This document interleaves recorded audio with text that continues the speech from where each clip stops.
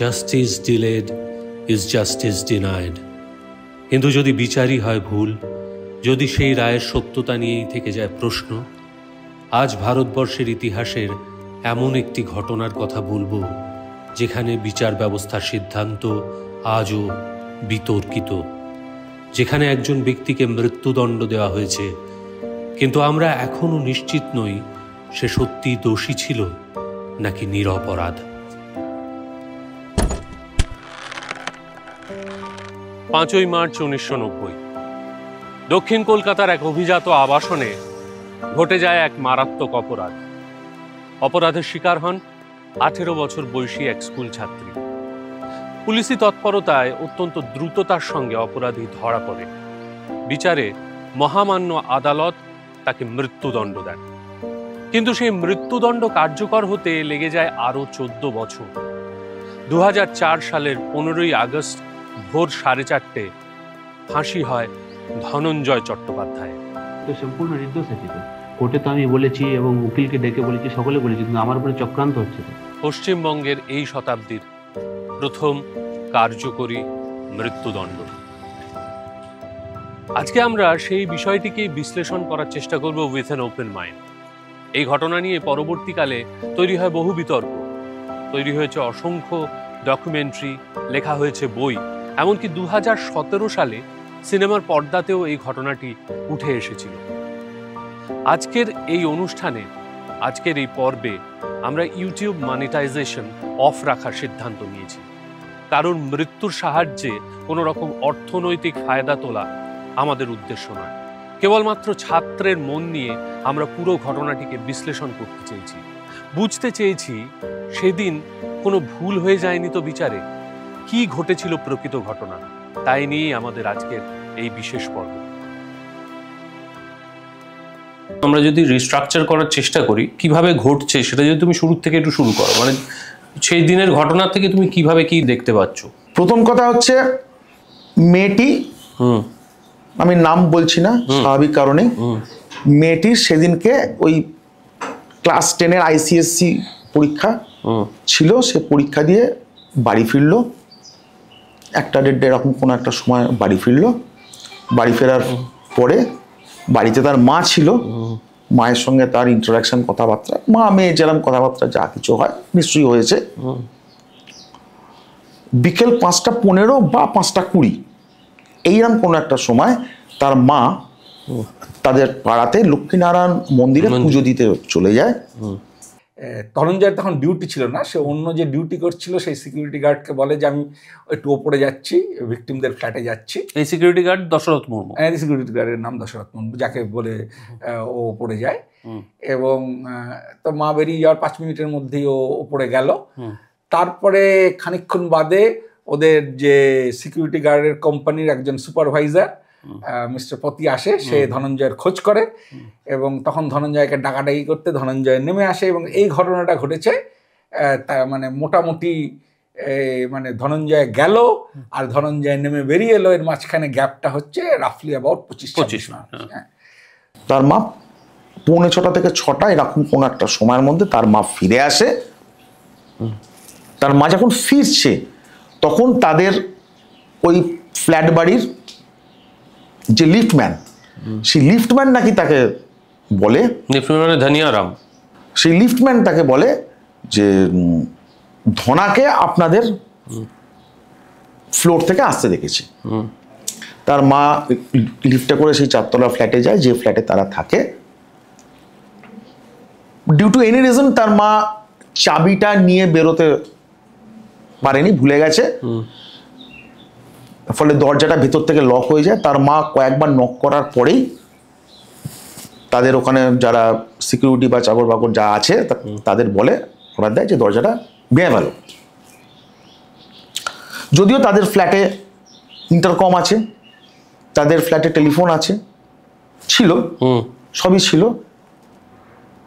দরজাটা যে মুহূর্তে ভাঙা হলো, ভাঙার পরেই দেখা গেল তার মা বাবার, অর্থাৎ ওই বাচ্চা মেয়েটির মা বাবার যে বেডরুম, সেই বেডরুমের সামনে মেয়েটির বডি পড়ে রয়েছে in a pool of blood.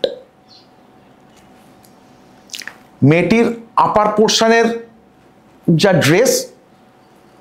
ড্রেসে Was ডিস্টার্বিং, not in a proper state. Not in a proper state. Lower পোর্শনে তার কিছু নেই, তার যে আন্ডারগার্মেন্টস লোয়ার পার্টের সেইটা পাওয়া গেল দরজা দিয়ে ঢুকে বাঁদিকে টিভি বা কোনো কিছুর একটা সামনে। এইবারে ঘটনাটা কোন দিকে এগোলো, তার মা ঢুকলো, ঢুকে দেখলো যে মেয়ের বডি ওরকম ভাবে পড়ে রয়েছে। তার মা কিন্তু অ্যাজ পার হার স্টেটমেন্ট এবং আদার উইটনেসের যা স্টেটমেন্ট আছে, তার মা বিভিন্ন ঘরের দরজা খুলে ধনঞ্জয়কে খোঁজার চেষ্টা করলো। যখন খুঁজে পেল না, তখন সেই মেয়েকে কোলে তুলে নিয়ে তাদের যে লিফটের ভেতরে ঢুকলো এবং লিফটে করে একতলায় সে নেমে এলো। একতলায় নামার পর লিফট থেকে সে কিন্তু আর বেরোলো না। সে লিফটের ভেতরেই মেয়েকে কোলে নিয়ে সে লিফটের ভেতরেই সে বসে রইল। ইতিমধ্যে দুজন ডাক্তার এলো, দুজন ডাক্তার এসে দুজনেই বলল যে মেয়েটি আর নেই, মারা গেছে। এবং দুজন ডাক্তার আসার সময়ের মধ্যে বোধহয় গ্যাপ ছিল। ডক্টর ভাবিশ আগে এসেই কনফার্ম করে দিয়েছিলেন যে she is no more unfortunately. ছেলে আসার পর মেয়েকে নিয়ে উপরে উঠলেন এবং মেয়ের খাটে মেয়েকে চাপা দিয়ে শুইয়ে রাখলেন। তারপরে এলেন 9টার পরে ওনার হাজবেন্ড নগর দাস। তিনি এসে প্রথমে সারা বাড়ি উনি দেখলেন। মেয়ে মারা গেছে ততক্ষণে সবাই বুঝে গেছে। পুলিশে খবর কেউ দিল না। মেয়ের ভাই এলো, সেও পুলিশে খবর দিল না। তারপরে রাত্রি 9টার সময় মেয়ের বাবা এলো, সেও পুলিশে খবর দিল না। সে দেখছে মেয়ের বডি ওখানে পড়ে রয়েছে, মেয়ে মারা গেছে ততক্ষণে কনফার্ম হয়ে গেছে সবাই। সে ফ্ল্যাটটা খুঁজতে আরম্ভ করলো, দেখতে আরম্ভ করলো কি পড়ে আছে, কোথায় কি পড়ে আছে। এবং খুঁজতে গিয়ে সে যে জিনিসগুলো পেলো সেটা হচ্ছে একটা বোতাম আর একটা গলার চেনের ছেঁড়া, একটা গলার চেন। তারপরে উনি খবর দিলেন ভবানীপুর থানায়। তারপরে ভবানীপুর থানা এলো। ভবানীপুর থানা ওই বাচ্চা মেয়েটির মায়ের স্টেটমেন্ট রেকর্ড করলো, যে স্টেটমেন্টটাই এফআইআর হিসেবে ট্রিটেড হলো এবং ওই স্টেটমেন্টেই ধনঞ্জয় চট্টোপাধ্যায়ের নামটা এলো অ্যাজ আসামি। ধনঞ্জয় চট্টোপাধ্যায় খুন করেছে। ভুল ভ্রান্তি দেশের সর্বোচ্চ আদালতের ক্ষেত্রেও ঘটে থাকে। 2009, 10, 11 এই 3টি ক্ষেত্রে রায়দানের সময় সুপ্রিম কোর্ট বলেছেন যে 1996 সাল থেকে বিভিন্ন কেসে অন্তত 15 জনকে ভুল যুক্তিতে মৃত্যুদণ্ড প্রদান করেছে সুপ্রিম কোর্ট। তো এই 1994 সালের সুপ্রিম কোর্টের জাজমেন্টে যেটা লেখা আছে যে ভিকটিমের মা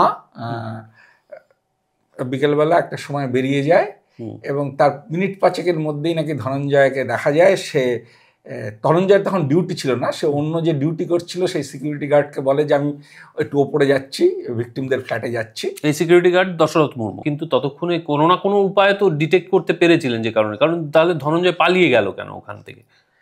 ধনঞ্জয় পালিয়ে যাওয়ার ব্যাপারটা অনেক কারণে হয়েছিল। প্রথমত ওর সেদিনই বাড়ি যাওয়ার একটা পরিকল্পনা ছিল, তখন 2 দিন বাদে ওর ভাইয়ের পৈতে ছিল এবং সে সেদিন ওর যে পাওনাগণ্ডা বিভিন্ন লোকের কাছ থেকে নিয়ে ও সেদিন বাড়ি যাওয়ার পরিকল্পনা করছিল। সুতরাং এই অবস্থায় ও বাড়ি চলে যাবে সেটাই এক্সপেক্টেড এবং ও চলে যায়। কিন্তু যেটা ঘটেছিল সেটা হচ্ছে ও যখন বাঁকুড়ায় পৌঁছে, সাতনা যাওয়ার আগে বাসে করে বাঁকুড়ায় যখন পৌঁছলো, বাঁকুড়ায় গিয়ে দেখে যে খবরের কাগজ বেরিয়েছে এবং সেদিন খবরের কাগজেই একেবারে বড় বড় করে হেডলাইন, ওর নাম বেরিয়ে গেছে যে ও নাকি পালিয়ে যাচ্ছে। এবং ও মানে বাঁকুড়া তোর কিছু পরিচিত আত্মীয় স্বজন ছিল, তারা ধনঞ্জয়কে দেখে বলে যে তুই কিন্তু বিপদে পড়েছিস, এবার কিন্তু একদম ফেসে গেছিস। হ্যাঁ, তখন বাধ্য হয়ে ভয়ের চোটে ও বাড়িতে না গিয়ে কোনো এক বন্ধুর বাড়িতে গিয়ে সম্ভবত বসেছিল। এবং তারপরে এই সময় ওর বাড়িতে 2-1বার পুলিশ আসে, ওকে পায় না। হ্যাঁ, এবং তখন ওর মনে হয় যে বাড়ির লোকদের উপর অত্যাচার হয়। এবং ধনঞ্জয় যেরকম জায়গা থেকে এসেছে, ওকে পুলিশ খুঁজছে বললেই ও পালিয়ে যাবে, মানে ও অপরাধ করুক বা না করুক, মানে এটাই আমার বিশ্বাস আর কি। এটার মধ্যে খুব আশ্চর্যের কিছু নেই। হ্যাঁ, এবং মানে আমি বরং বলবো উল্টোটা, যে মানে এত সব ঘটনার পরেও ধনঞ্জয় যে বাড়ি যাওয়ার জন্য বাঁকুড়া পর্যন্ত গেছিল, অন্য কোথাও পালিয়ে যায়নি, এটাই খুব আশ্চর্যের। এবং এটা কিন্তু ঠিক, এটা আমরা পরে খোঁজ খবর নিয়ে জেনেছি, ও প্রথম দিকে ওই ছাতনাতে ওর বাড়িতে না গিয়ে অনেকটা দূরে এক বন্ধুর বাড়িতে ছিল, সেটার যথেষ্ট প্রমাণ আমরা পেয়েছিলাম।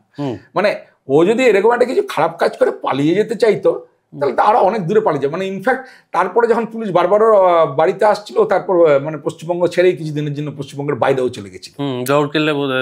না বোধহয়, হ্যাঁ, ভিলাই বা উড়িষ্যার কোথাও চলে গেছে, ভিলাইতে ও কাজ করতে শুরু করেছিল। তারপর ওর মনে হয়েছিল 2 মাস পরে যে ব্যাপারটা থিতিয়ে গেছে, তখন বাড়ি চলে আসে এবং তারপরে ও ধরা পড়ে।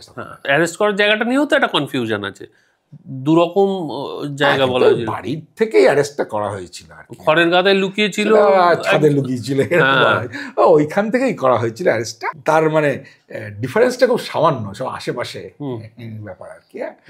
সে মোটিভ হিসেবে কি দেখানো হচ্ছিল, মোটিভ হিসেবে কি কারণ? পরিষ্কার মোটিভ কিছু নেই, এক্সেপ্ট যে ওই হয়তো ওই আর কি, মানে অভিযোগের জন্য তার, আর অভিযোগটা তো ওই ধরনের যে সে উত্তক্ত করছিল, তার মানে মেয়েটির প্রতি তার এক ধরনের আসক্তি জন্মেছিল, সেই জন্য সে হয়তো তাকে ধর্ষণ করেছিল এবং তারপরে খুন করেছিল, এইরকম একটা চেহারা দেওয়ার চেষ্টা হয়েছে গল্পটা। আপনাদের লেখা অনুযায়ী সেই সিজার লিস্টটাতে যিনি সই করেছিলেন দেবদুলাল, সে হচ্ছে ছাতনা থানায় চা দেয় এবং তাকে দেখে বলা হয় যে তাহলে তুই সাক্ষী হয়ে যা।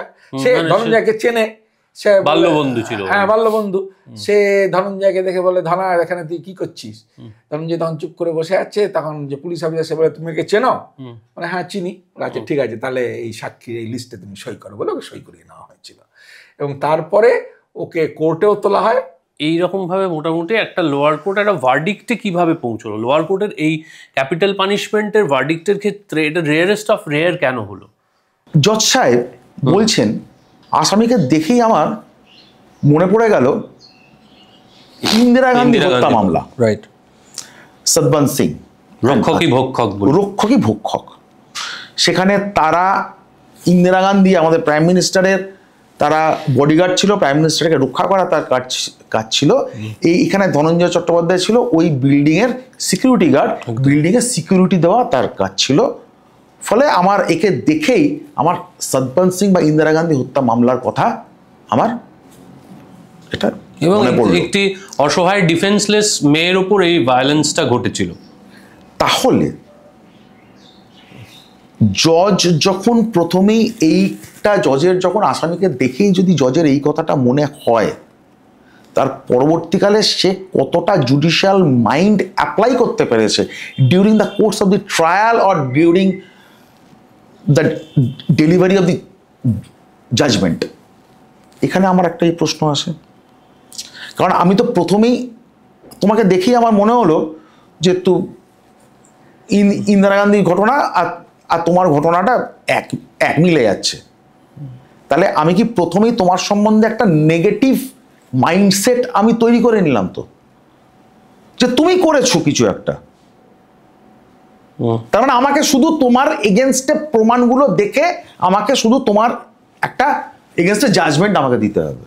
ঘটনাটার মধ্যে একটা খুব কি বলবো, মানে একটা খুব ভয়ানক একটা জিনিস ছিল। আমরা যদি ভাবি পরিবারের কেউ এই ক্রাইমটার সঙ্গে লিপ্ত নয়, বাইরের কেউ এসে করে যাচ্ছে, তাহলে এটা ওই ভবানীপুরের মতো জায়গায় একেবারে সেন্ট্রালি লোকেটেড একটা প্লেস ইন দ্য সিটি, সেইখানে অ্যাপার্টমেন্ট বিল্ডিংয়ের একটা পার্টিকুলার ফ্ল্যাটের মধ্যে ঢুকে, যেটা একটা খুব সিকিউর অ্যাপার্টমেন্ট বিল্ডিং, কেউ একটা খুন করে বেরিয়ে যাচ্ছে, এটা যদি কেউ ভাবে তার তো মানে হাড় হিম হয়ে যাবে আর কি। মানে এবং সেইটা থেকে একটা ভয়, এবং সম্ভবত সেই ভয়টা থেকে যাতে এই ধরনের ক্রাইম আর না ঘটে, একটা দৃষ্টান্তমূলক শাস্তি দেওয়ার একটা চেষ্টা হয়েছে। মানে সেই সময় মহিলাদের উপর অত্যাচার ইত্যাদি নিয়েও অনেক হইচই হয়েছে, সেটাও খানিকটা হয়তো কোর্টকে ইনফ্লুয়েন্স করে থাকবে। ধনঞ্জয়ের ট্রায়ালটা কিন্তু সেদিকে ফাস্ট ট্র্যাক কোর্ট ছিল না, তা সত্ত্বেও ধনঞ্জয়ের সুপ্রিম কোর্ট পর্যন্ত ট্রায়াল কিন্তু 4 বছরের মধ্যে হয়ে গেছিল। 90 সালের ঘটনা, সুপ্রিম কোর্টের ট্রায়াল শেষে ম্যাটার ওয়াজ ক্লোজড ইন 1994। 4 বছরের মধ্যে সবকিছু হয়ে গেছিল। সুপ্রিম কোর্টের জাজমেন্টটা পড়লে কিন্তু একটা অদ্ভুত কথা বলছেন জাজেরা। সেটা বলছেন যে মহিলাদের ওপর অত্যাচার নাকি রিসেন্টলি খুব বেড়ে গেছে, যদিও আমি ক্রাইম স্ট্যাটিস্টিক্স দেখে সেরকম কিছু সেই সময় খুঁজে পাইনি। হ্যাঁ, ওটা উনি মানে অফিস হ্যাট কথাটা বলেছেন আর কি। হ্যাঁ, তারপরে উনি বললেন যে জাজমেন্টেই লিখলেন যে we have to respond to the Cry of the society. এখন জাজের চেয়ারে বসে সোসাইটির ক্রাইতে রেসপন্ড করার কিন্তু কথা নয়। প্রথম কথাটা হচ্ছে সোসাইটির ক্রাইটা ওনাকে কে শোনাচ্ছে, একটা হতে পারে মিডিয়া শোনাচ্ছে আর কি। হ্যাঁ, এখন মিডিয়ার কথা শুনে যদি তারপরে যদি রায় লেখেন সেটা তো খুব বিপজ্জনক ব্যাপার আর কি। হ্যাঁ, কাজেই the judges were biased in this case, no question about that. তদন্তের পদ্ধতি এবং বিচারের প্রক্রিয়া দেখলে অনেক গরমিল কিন্তু খুঁজে পাওয়া যায়। তার ফলে একটা সন্দেহ জাগে, তবে কি অপরাধী আগে চিহ্নিত করা হয়ে গিয়েছিল, তারপর তাকে অপরাধী প্রমাণ করার জন্য প্রয়োজনীয় সাক্ষ্য প্রমাণ ইত্যাদি সংগ্রহ করা হয়েছিল? সেই দিনের ঘটনা থেকে তুমি কিভাবে কি ডিসক্রিপেন্সি দেখতে পাচ্ছ? প্রথম কথা হচ্ছে, দরজাটা যে মুহূর্তে ভাঙা হলো, ভাঙার পরেই দেখা গেল তার মা বাবার, অর্থাৎ ওই বাচ্চা মেয়েটির মা বাবার যে বেডরুম, সেই বেডরুমের সামনে মেয়েটির বডি পড়ে রয়েছে in a pool of blood. মেয়েটির আপার পোর্শনের যা ড্রেসে disturbing, not in a proper state, lower পোর্শনে তার কিছু নেই। তার যে আন্ডারগার্মেন্টস লোয়ার পার্টের, সেইটা পাওয়া গেল দরজা দিয়ে ঢুকে বাঁদিকে টিভি বা কোনো কিছুর একটা সামনে। সুন্দর সিন। আমি ক্রাইম সিন হিসেবে যদি দেখি, শার্লক হোমসের গল্পের সুন্দর একটা সিন। এবারে একটু যদি এইখানে আমি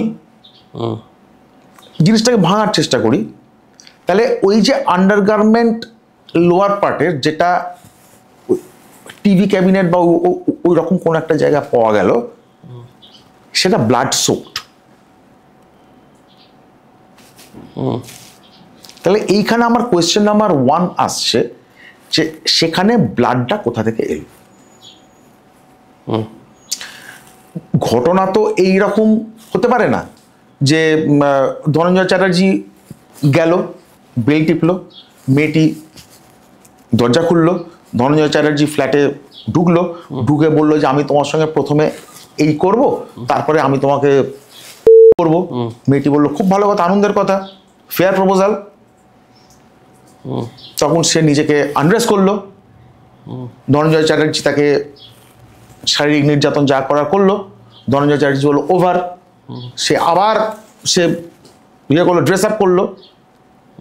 তারপরে সে আবার কোনো কারণে সে নিজেকে আনড্রেস করলো লোয়ার পার্ট, যে কারণে লোয়ার পার্টের আন্ডারগার্মেন্টসে ব্লাড এলো, আদারওয়াইজ তো ব্লাড আসতে পারে না।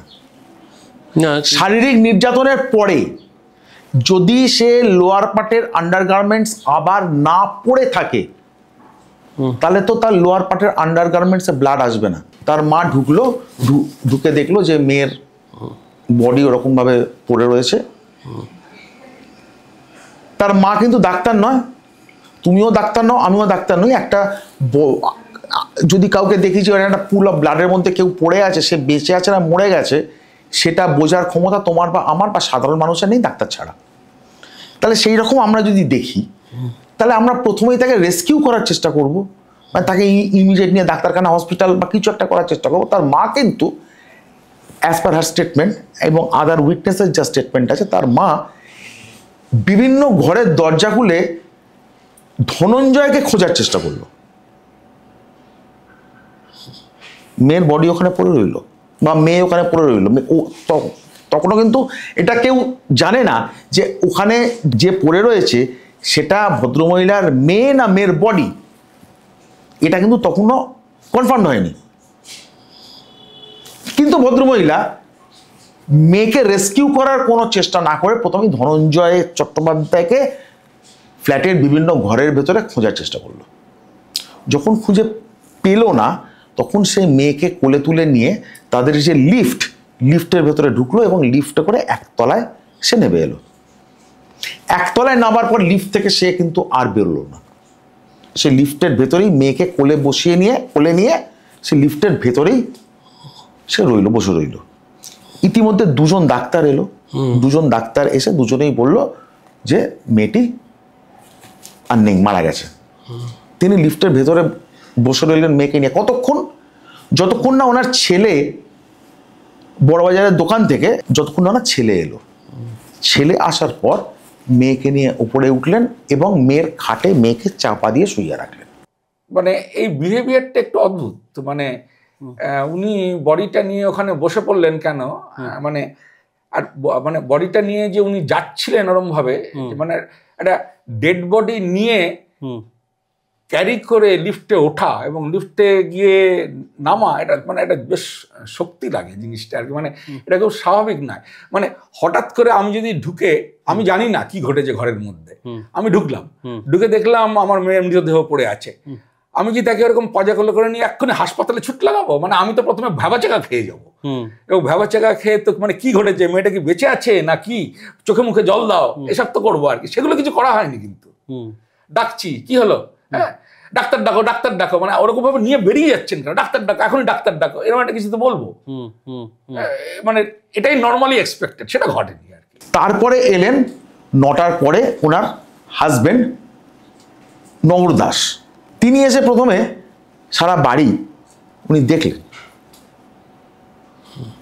মেয়ে মারা গেছে ততক্ষণে সবাই বুঝে গেছে,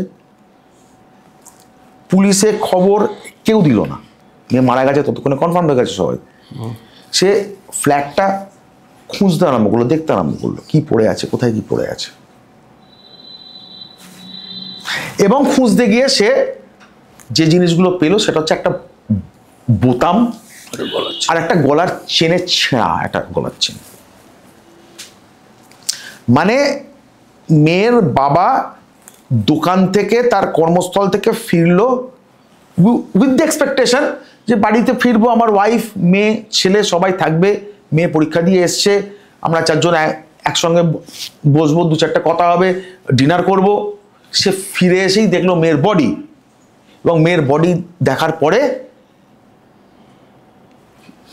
he was engaged to collect evidence. এতটা স্ট্রং মেন্টালিটি কার হয় আমি জানি না, কিন্তু এই জায়গাটাও আমার কাছে যথেষ্ট অদ্ভুত লেগেছে। তারপরে উনি খবর দিলেন ভবানীপুর থানায়। তারপরে ভবানীপুর থানা এলো, কিন্তু যেটা সন্দেহজনক সেটা হচ্ছে বাবা আসারও অনেক পরে কিন্তু এফআইআরটা লজ করা হয়েছিল। ভবানীপুর থানা ওই বাচ্চা মেয়েটির মায়ের স্টেটমেন্ট রেকর্ড করলো, যে স্টেটমেন্টটাই এফআইআর হিসেবে ট্রিটেড হলো, এবং ওই স্টেটমেন্টেই ধনঞ্জয় চট্টোপাধ্যায়ের নামটা এলো অ্যাজ আসামি। ধনঞ্জয় চট্টোপাধ্যায় করেছে। মেয়েটির মা যে ধনঞ্জয় চট্টোপাধ্যায়ের নামটা বললো, কি বেসিসে বললো নিজে দেখেনি। লিফটম্যানের কাছ থেকে শুনেছে যে ধনঞ্জয় চট্টোপাধ্যায় ওদের ফ্লোর থেকে নামছে, একটা 5তলা বাড়ি, সেখানে সিকিউরিটি গার্ড বিভিন্ন ফ্ল্যাটের লোকেদের 5 ফরমাস খাটে, পানটা নিয়ে আয়, সিগারেটটা নিয়ে আয়, অমুকটা নিয়ে আয়, তমুকটা নিয়ে আয়, ফলে তারা ওঠে, তারা নামে। ধনঞ্জয় ওই সিকিউরিটি গার্ডের কাজ করা ছিল, ছাড়াও ওর কিছু স্কিল ছিল, এই কলটল ঠিক করে দেওয়া, ইলেকট্রিকের কাজ করে, এরকম টুকটাক কাজ করতো, যেটা ট্যান্ডনও বলেছেন যে ওরা কখনো অল্প সময়ের জন্য গেলে ওর বাচ্চাগুলো দেখাশোনা করতো। কারণ এইসব কাজ করার জন্য ও কিছু উপরি রোজগার করতো, এবং এই উপরি রোজগারগুলো তো যখন কাজটা করা হয় তখনই সবসময় মনিবৃত্তকে মিটিয়ে দেয় না, সেগুলো অনেক সময় পরে মেটানো হয়। এবং যেহেতু ওর ভাইয়ের পৈতে ছিল 2 দিন পরে এবং বাড়ি যাচ্ছিল, তখন এইসব জিনিসগুলো সেদিন বিভিন্ন ফ্ল্যাটে ঘোরাঘুরি করে কালেক্ট করছিল বলে আমার ধারণা, সেই জন্য ওকে সিঁড়ি দিয়ে উঠতে নামতে বিভিন্ন সময় দেখা গেছে। দেখো, সেক্ষেত্রে তুমি বলছো ওই যে বাড়ির সিকিউরিটি গার্ড বিভিন্ন রকম 5 ফরমাস খাটে বলে সে গেছিল এবং সে সিঁড়ি দিয়ে নামছে, এবং যেহেতু যদি সে উঁচু তলায় যায় তাহলে প্রত্যেকটা তলাই তাকে ওই লিফটের সামনে দিয়ে ঘুরে ঘুরে ঘুরে ঘুরে নামতে হবে। তাহলে 4 তলার সিঁড়ি দিয়ে কাউকে নামতে দেখা মানে সে 4 তলার ফ্ল্যাটেই গেছিল এটা হলফ করে বলা যায় না।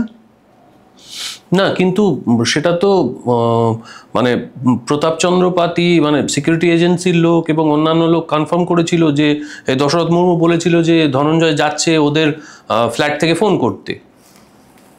প্রতাপচন্দ্র পতি সে ছিল একতলায়, হুম, সে ধনঞ্জয়কে দেখেছে ধনঞ্জয় যখন বেরোচ্ছে। হুম, তার আগেকার ঘটনা সম্বন্ধে তার কোনো নলেজ নেই, পার্সোনাল নলেজ নেই। কিন্তু তাকে তো সাড়া দিয়েছে ধনঞ্জয় ওদের বাড়ির বারান্দা। এই সাড়া দেওয়ার গল্পটা পুরোপুরি সাজানো বলে মনে হয়। হ্যাঁ, যেমন ও মাথা বার করে যে দেবে, ওখানে তো লোহার গ্রিল রয়েছে জানলাতে, এবং সেখানে যে মাথা বার করে কেউ কথা বলতে পারে না, সেটা সম্ভব নয় আর কি। আমাদের বিল্ডিংটার যদি মানে ছবিটা দেখা হয় আর কি। প্রতাপচন্দ্র পতিকে সাড়া দেয়নি, একতলার যে সিকিউরিটি গার্ড যে চেয়ার টেবিল নিয়ে বসছিল দশরথ অ্যালেজলি তাকে সাড়া দিয়েছে। ধনঞ্জয় অ্যাটল যে সময় বলা হচ্ছে ক্রাইমটা ঘটেছে, সেই সময় ওই ফ্ল্যাটের ভেতরে অ্যাটল ছিল কিনা সে নিয়ে যথেষ্ট সন্দেহের অবকাশ রয়েছে, এবং ধনঞ্জয়ের তো সেখানে অ্যাকচুয়ালি সেই সময় যাওয়ার কোনো কারণ নেই। তাহলে লিফটম্যান দেখেছে ধনঞ্জয় চারতলা দিয়ে নামছে, সেইটা বাচ্চা মেয়েটির মাকে সে রিপোর্ট করেছে। এইটাতেই বাচ্চা মেয়েটির মা ধরে নিল যে এই ক্রাইমের অথর হচ্ছে ধনঞ্জয় চ্যাটার্জি। আর কোনো বেসিস কিন্তু সে দিতে পারেনি। এবং এটা যদি সত্যি হয় যে ভিকটিমের সঙ্গে ধনঞ্জয় কিছু দুর্ব্যবহার করেছিল, যার জন্য ওর বিরুদ্ধে একটা অভিযোগ হয়েছিল, সেক্ষেত্রে ধনঞ্জয় গিয়ে দরজা খুলতে বলবে আর ভিকটিম তাকে খুলে দেবে, সে ঢুকে পড়বে এবং তারপরে এরকম কুকর্ম করে বেরিয়ে যাবে, এটাও তো বিশ্বাসযোগ্য নয়। মানে মেয়েটি কেন তাকে ঢুকতে দেবে সেখানে? কিন্তু রামধান কোর্ট দাঁড়িয়ে বলে যে আমার যে স্টেটমেন্ট লেখা হয়েছে সেটাতে পুলিশ কি লিখেছে আমি জানি না, আমি ইংরেজি পড়তে পারি না, আমি কিছু বলেছি, পুলিশ ইংরেজিতে কিছু লিখে নিয়েছিল।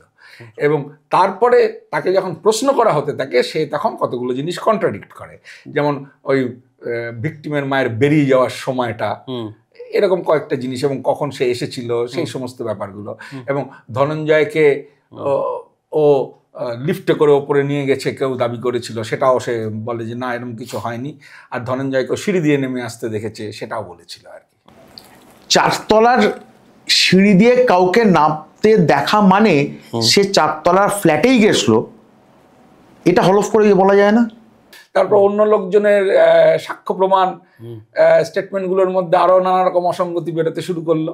যেমন কি কি অসঙ্গতি আপনারা পেলেন?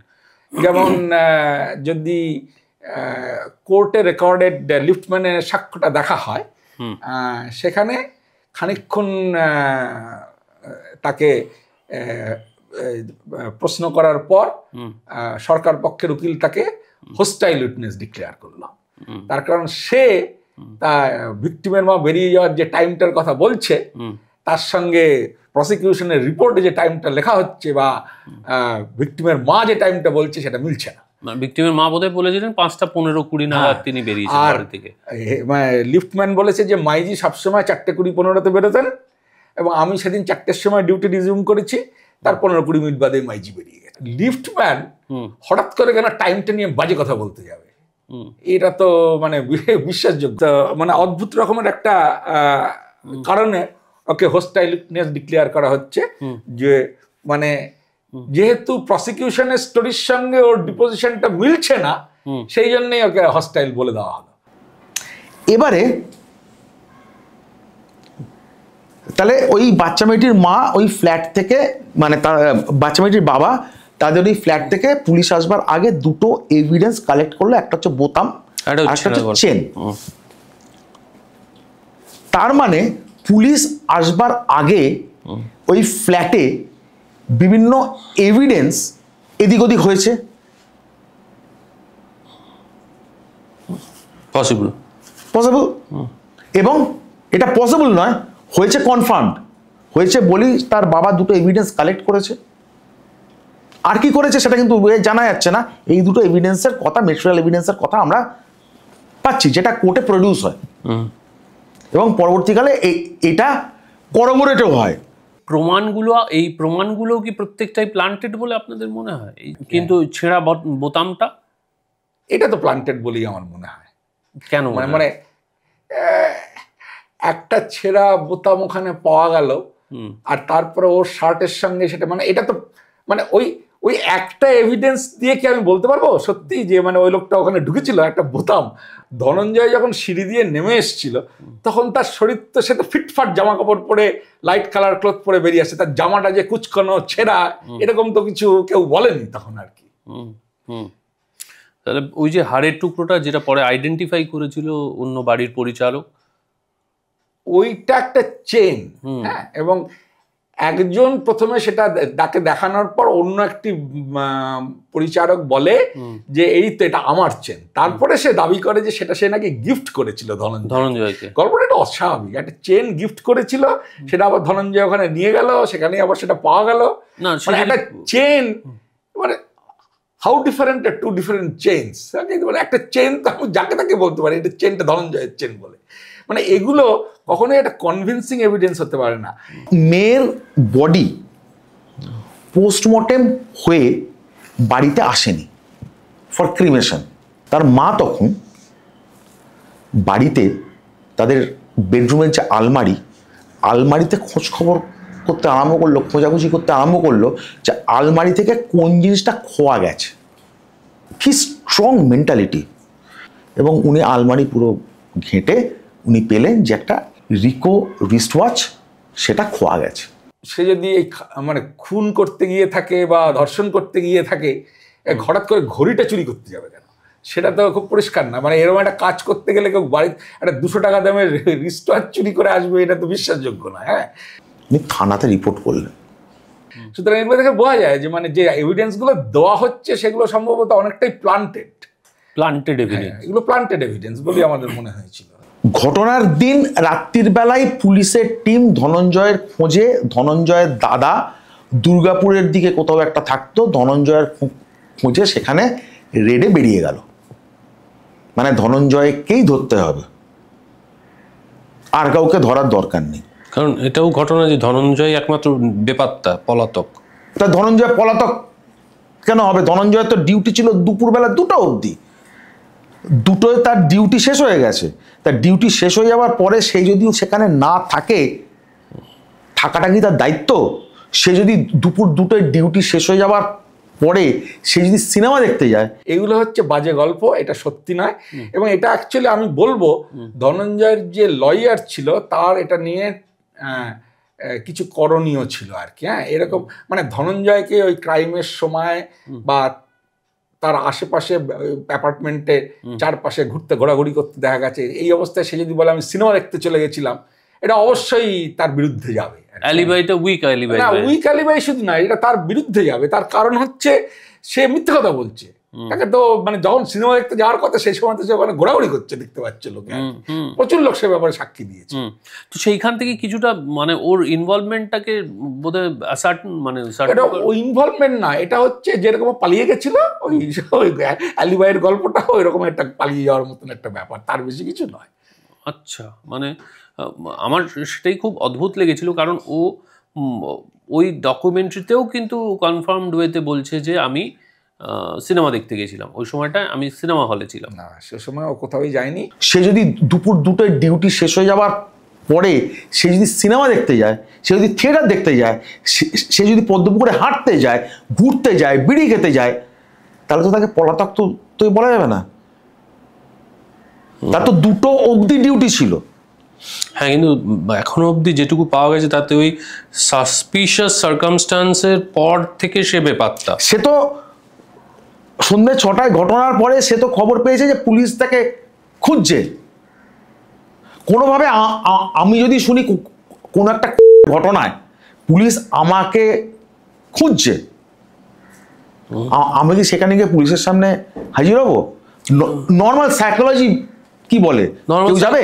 হ্যাঁ, সেটাই তো ইজিয়েস্ট ওয়ে। আমি যদি মানে ইনোসেন্ট হই, তাহলে আমার তো বেস্ট অপশন হচ্ছে is to surrender to the authorities, so that I can মানে আমার পজিশনটা যাতে আমি ডিফাইন করে দিতে পারি, এক্সপ্লেন করতে পারি। তা সে দেখছে সে কিছু করেনি, এইরকম একটা এবং শারীরিক নির্যাতনের ঘটনা। সে একজন গরিব মানুষ, এত বড় লোকের বাড়িতে এই ঘটনা ঘটেছে এবং তার জন্য পুলিশ তাকেই একমাত্র খুঁজছে। তার ভেতরে ভয় একটা আশা কি স্বাভাবিক নয়? হ্যাঁ, ভয় আসা স্বাভাবিক। তাহলে এই ভয়টা থেকে সে তো পুলিশের হাত থেকে পালিয়ে, মানে আমি যাতে অ্যারেস্ট না হয়ে আমি কি করতে পারি আমি সেটা দেখি, এইটা ভাবা কি মানুষের পক্ষে কি এটা কি অস্বাভাবিক? না, এটাও হতে পারে, তবে উল্টোটাও হতে পারে আর কি। আমি আমার যে কারণে আমি তোমাকে বলি, আমাদের আইনে, এখনকার আইনেও আছে, তৎকালীন আইনেও ছিল, অ্যান্টিসিপেটরি বেলের একটা আমাদের প্রভিশন আছে বা ছিল। তার মানে আমার নামে কোনো একটা ক্রাইম যদি রেকর্ড হয়, আমি যদি অ্যাপ্রিহেন্ড করি যে আমি অ্যারেস্ট হব, আমি অ্যারেস্ট থেকে বাঁচার চেষ্টা মানুষ করবে, এবং বাঁচার চেষ্টার জন্য মানুষ বিভিন্ন রকমের চেষ্টা করবে, তার জন্য আইনও একটা তার মানে বাঁচার রাস্তা দিচ্ছে, to protect a person from arrest, যে তুমি অ্যান্টিসিপেটরি বেলের অ্যাপ্লিকেশন করতে পারো। তাহলে অ্যারেস্টকে অ্যাভয়েড করতে সবাই চায়, তাই তো? এটা আইনের দ্বারা স্বীকৃত। 438 সিআরপিসিতে অ্যান্টিসিপেটরি বেলের প্রভিশন আছে। তার মানে অ্যারেস্ট হতে কেউ চায় না, পুলিশের হাজতে যেতে কেউ চায় না। ধনঞ্জয়ও চায়নি, এবং ধনঞ্জয় সেখান থেকে তখন যখন শোনে যে তাকে এই ক্রাইমটার জন্য তাকেই পুলিশ খুঁজছে, সে যদি সেইটা শোনার পরে পালিয়ে গিয়ে থাকে, দ্যাট ডাজন্ট মিন যে সে গিলটি, সেই এই ক্রাইমের অথর, যে কারণে সে পালিয়েছে। অ্যাপার্টমেন্টের কাছাকাছি আসতেই ধনঞ্জয়ের দেখা হয়েছিল সিকিউরিটি গার্ড রেজাউল হক এবং আরও একজনের সঙ্গে, যাকে ধনঞ্জয় বাবুদা বলে সম্বোধন করেছে। তারাই তাকে জানায় যে একটা সাংঘাতিক অপরাধ ঘটে গেছে, এবং সেই অপরাধের সম্ভাব্য অপরাধী হিসেবে পুলিশ তাকেই খুঁজছে। ধনঞ্জয় অবশ্য তারপর একবার অ্যাপার্টমেন্টের কাছে আসতে চেয়েছিল, কিন্তু এই রেজাউল হক এবং বাবুদা তাকে জানায় যে এসব না করাই ভালো, বরং চলো সবাই মিলে চম্পট দেয়া যাক। এই বাবুদা এবং রেজাউল হকের পরামর্শেই এরা সকলে মিলে একটা সাদা প্রাইভেট গাড়িতে চড়ে দুর্গাপুরের উদ্দেশ্যে রওনা হয়। পথে তারা খাওয়া দাওয়া করে। সঙ্গীদের মধ্যে কেউ কেউ মদ্যপান করে রাস্তায় বমিও করেছিল। পুলিশকে মোটা টাকা ঘুষ দিতে হয়েছিল বাবুদাকে। তারপর তারা ধনঞ্জয়কে ভিরিঙ্গির মোড়ের কাছে নামিয়ে দেয় এবং ফিরে যায়। দুর্গাপুরে ওর দাদা থাকতো, ও দাদার সঙ্গে দেখা করে তারপরে অন্য কোনো ট্রান্সপোর্ট নিয়ে, মানে ওটাই ওর নর্মাল যাওয়ার রুট, ওই দুর্গাপুর হয়েই ওরা বাঁকুড়া ছাড়ে। তো তখনও যদি ও কোনো ঘটনা নাই ঘটিয়ে থাকে, তাহলে ওর একবারও মনে হলো না যে হঠাৎ করে আমার জন্য এরকম একটা গাড়ি, একটা বন্দোবস্ত করা হচ্ছে এবং সেই গাড়িটায় ওরা উঠে পড়ছে? এই গাড়ির গল্পটা সত্যি খুব রহস্যজনক, এবং মানে ও তো একা ছিল না, গাড়িতে অনেকে মিলে ছিল, হ্যাঁ, তাতে করে যায় বলে এটা গল্প। এই গাড়িটার কথা কিন্তু আমরা পরিবারের লোকের সঙ্গে কথা বলে আমরা জেনেছি, এটা কিন্তু কোনো অথেন্টিক কোর্ট ডকুমেন্ট থেকে আমাদের পাওয়া নয়। আমাদের সন্দেহ হচ্ছে গাড়ি একটা ওখানে ছিল, যে গাড়িটা করে সম্ভবত পরিকল্পনা ছিল ভিকটিমের বডিটাকে কোথাও পাচার করে দেওয়া হবে, সেই জন্যই মা পাজাগলা করে ভিকটিমের বডিটা নিয়ে নেমেছিল। কিন্তু তারপরে যখন গাড়িটা সেই কাজে ব্যবহার না হয়, তখন একটা অন্য কাজে সেটাকে ব্যবহার করা হয়েছিল, ওকে ওখান থেকে সরিয়ে দেওয়ার জন্য, যাতে পরে একটা খুনি খুঁজে পাওয়া যায়। আচ্ছা, মানে সেটা কি ওনার আপনাদের মতো ওটা প্ল্যান করা হয়ে গিয়েছিল যে ওকে মানে ফ্রেম করা হবে, পরে এরকম মানে একটা ওকে সরিয়ে দেওয়া হবে ওখান থেকে? তো এত মানুষ থাকতে ওকেই কেন ফ্রেম করা হবে? আমার যেটা মনে হয় সেটা হচ্ছে কিছু দু একটি পরিচারকের মুখে হচ্ছে এরকম একটা কোনো ইনস্ট্রাকশন দেওয়া হয়েছিল পরিবারের দিক থেকে, যে ও তো যাবে, ওকে সরিয়ে দেয় এখান থেকে। কেউ ওকে ওখান থেকে ক্রাইম স্পিন, মানে গাড়ির গল্পটা যদি সত্যি হয়, যেটা আমাদের মনে হয় সত্যি, কারণ এত জায়গা থেকে আমরা ব্যাপারটা শুনেছি, যে গাড়িটা করে ওকে ওখান থেকে সরিয়ে দেওয়া হয়েছিল। তো ওকে কেন সরিয়ে দেওয়া হবে? মানে একটাই কারণ হতে পারে যে ওকে পরে সরিয়ে দিয়ে পরে ঝুলিয়ে দেওয়া হবে, সেই জন্য ওকে সরিয়ে দেওয়া হচ্ছে গাড়িতে করে। ওর নিজের পক্ষে আর গাড়ি ভাড়া করে চলে যাওয়াটা সম্ভব নয়, এবং সেই গাড়িতে ও তো একা ছিল না, আরো অনেকে ছিল, যারা ওকে ফিরিঙ্গির মোড়ে নামিয়ে দিয়ে আবার গাড়িটা নিয়ে নাকি ফেরত চলে আসে। পরবর্তীকালে পুলিশ যখন ছাতনা থানাকে নিয়ে ঘটনার বেশ কিছুদিন পরে ধনঞ্জয়ের বাড়িতে যেদিন রাত্রিরে রেড করে, 12ই মে বোধহয়, এবং ধনঞ্জয়কে যখন সেখান থেকে অ্যারেস্ট করে, তখন একজন সাক্ষী ছিল দেবদুলাল মুখোপাধ্যায়। সে হচ্ছে ছাতনা থানায় চা দেয়, এবং তাকে দেখে বলা হয় যে তাহলে তুই সাক্ষী হয়ে যা। সে ধনঞ্জয়কে চেনে, ধনঞ্জয় চট্টোপাধ্যায়ের ছোটবেলার বন্ধু, এবং থানাতে তার নিয়মিত যাতায়াত ছিল। এবং দেবদুলাল মুখোপাধ্যায় বলে যে যেদিনকে ধনার বাড়িতে পুলিশ রেড হয় আমি সেদিনকে যাইনি। আমি পরের দিন সকালে থানায় চা দিতে গিয়ে দেখি ধনা বসে আছে। আমি ধনাকে জিজ্ঞেস করলাম, হ্যাঁ রে কি রে তুই এখানে? তখন পুলিশ আমাকে জিজ্ঞেস করলো, তুই একে চিনিস? হ্যাঁ এই তো ধনা, আমার বন্ধু। পুলিশ তখন তাকে দিয়ে সাদা কাগজে সই করায়। মানে অ্যাকচুয়ালি সিজার লিস্টে যে সইটা আছে দেবদুলালের, সেটা পরের দিন সকালে করানো। পরের দিন সকালে করানো। সিজারের সময় বা রেডের সময় দেবদুলাল মুখোপাধ্যায় ওখানে যায়নি। তারপরে ওকে কোর্টেও তোলা হয় ওকে জিজ্ঞাসাবাদের জন্য। তার জন্য ওকে 2-3 দিন আগে যে ইনভেস্টিগেটিং অফিসার তার বাড়িতে নিয়ে যাওয়া হয়েছিল বলে ও স্টেটমেন্ট দিয়েছে পরে আমাদের কাছে, এবং সেখানে বাড়িতেও ছিল। ওকে পরিষ্কার শিখিয়ে দেওয়া হয় কিভাবে কি করতে হবে, এবং তারপরে ওই শেখানো বলি সে বলে। এবং পরে ছাতনাতে যখন কিছু পাবলিক মিটিং আমরা অর্গানাইজ করেছিলাম, সেখানে সে বলে যে আমাকে মিথ্যা সাক্ষ্য দিতে বলা হয়েছিল, আমি তাই করেছিলাম, এটা ঠিক করিনি, আমি সেজন্য একটুখানি ক্ষমা চেয়ে নেয়, এসব বলে আর কি। ঘটনা যদি সবটাই সত্যি হয় তাহলে ধনঞ্জয় চট্টোপাধ্যায় উপরে উঠলো, বেল টিপলো, দরজা খুললো, দরজা বন্ধ করলো, ঝাঁপিয়ে পড়লো, ক্রাইম করলো, করে আবার নিজে জামা কাপড় পরে বেরিয়ে চলে এলো। তার মধ্যে একতলা থেকে সিকিউরিটি গার্ড চেঁচিয়ে ডেকেছে, সে সাড়াও দিল। ধনঞ্জয় যখন নেমে এসছে, লিফটম্যান বলছে একটা লাইট কালার্ড শার্ট পরে সে নেমে এসছে, এবং তার শরীরে সেরকম কোনো চিহ্ন নেই যা দেখে মনে হয় সে একটা ধস্তাধস্তি করে এসছে বা একটা সাংঘাতিক কাণ্ড করে এলে তার শরীরে যেসব চিহ্নগুলো থাকার কথা সেগুলো কিছু নেই। সময়টা কিন্তু ছিল গরমকাল। তাহলে এই ধরনের একটা মারাত্মক ক্রাইম তুমি যদি করে আসো, তাহলে তোমার মুখ চোখের মধ্যে তার একটা মারাত্মক ছাপ থাকবে। তুমি প্রচন্ড ঘাম, তাহলে তার একটা ছাপ তো তোমাকে দেখলে তো বোঝা যাবে। একটা মুরগি তুমি কাটতে পারবে না, তুমি এটা করছো সেখানে, ভাবতে পারছো? তুমি তুমি জায়গাটাতে নিজেকে ইমপ্লান্ট করো যে একটা তুমি যদি করে ফেলো, তারপরে তোমার কি অবস্থা হবে, তোমার মুখ চোখের কি অবস্থা হবে, তোমার শরীরের কি অবস্থা হবে। ধনঞ্জয়ের বাড়ির র্যাক থেকে ওই জামা এবং রিকো রিস্টওয়াচ পুলিশ উদ্ধার করে। আমি ধনঞ্জয়ের বাড়িতে গেছি, ধনঞ্জয় নিজেও বলেছে বা ধনঞ্জয়ের ভাইটাই এরাও বলেছে, আমিও দেখেছি, ধনঞ্জয়ের বাড়িতে কোনো র্যাক নেই। র্যাক নেই। আমি ধরে নিলাম যে র্যাক আছে বা তখন ছিল, আনন্দের কথা ছিল। আমি ক্রিমিনাল, আমি এই জামাটা পরে একটা অ্যালাইড আরো ক্রাইম আমি করেছি,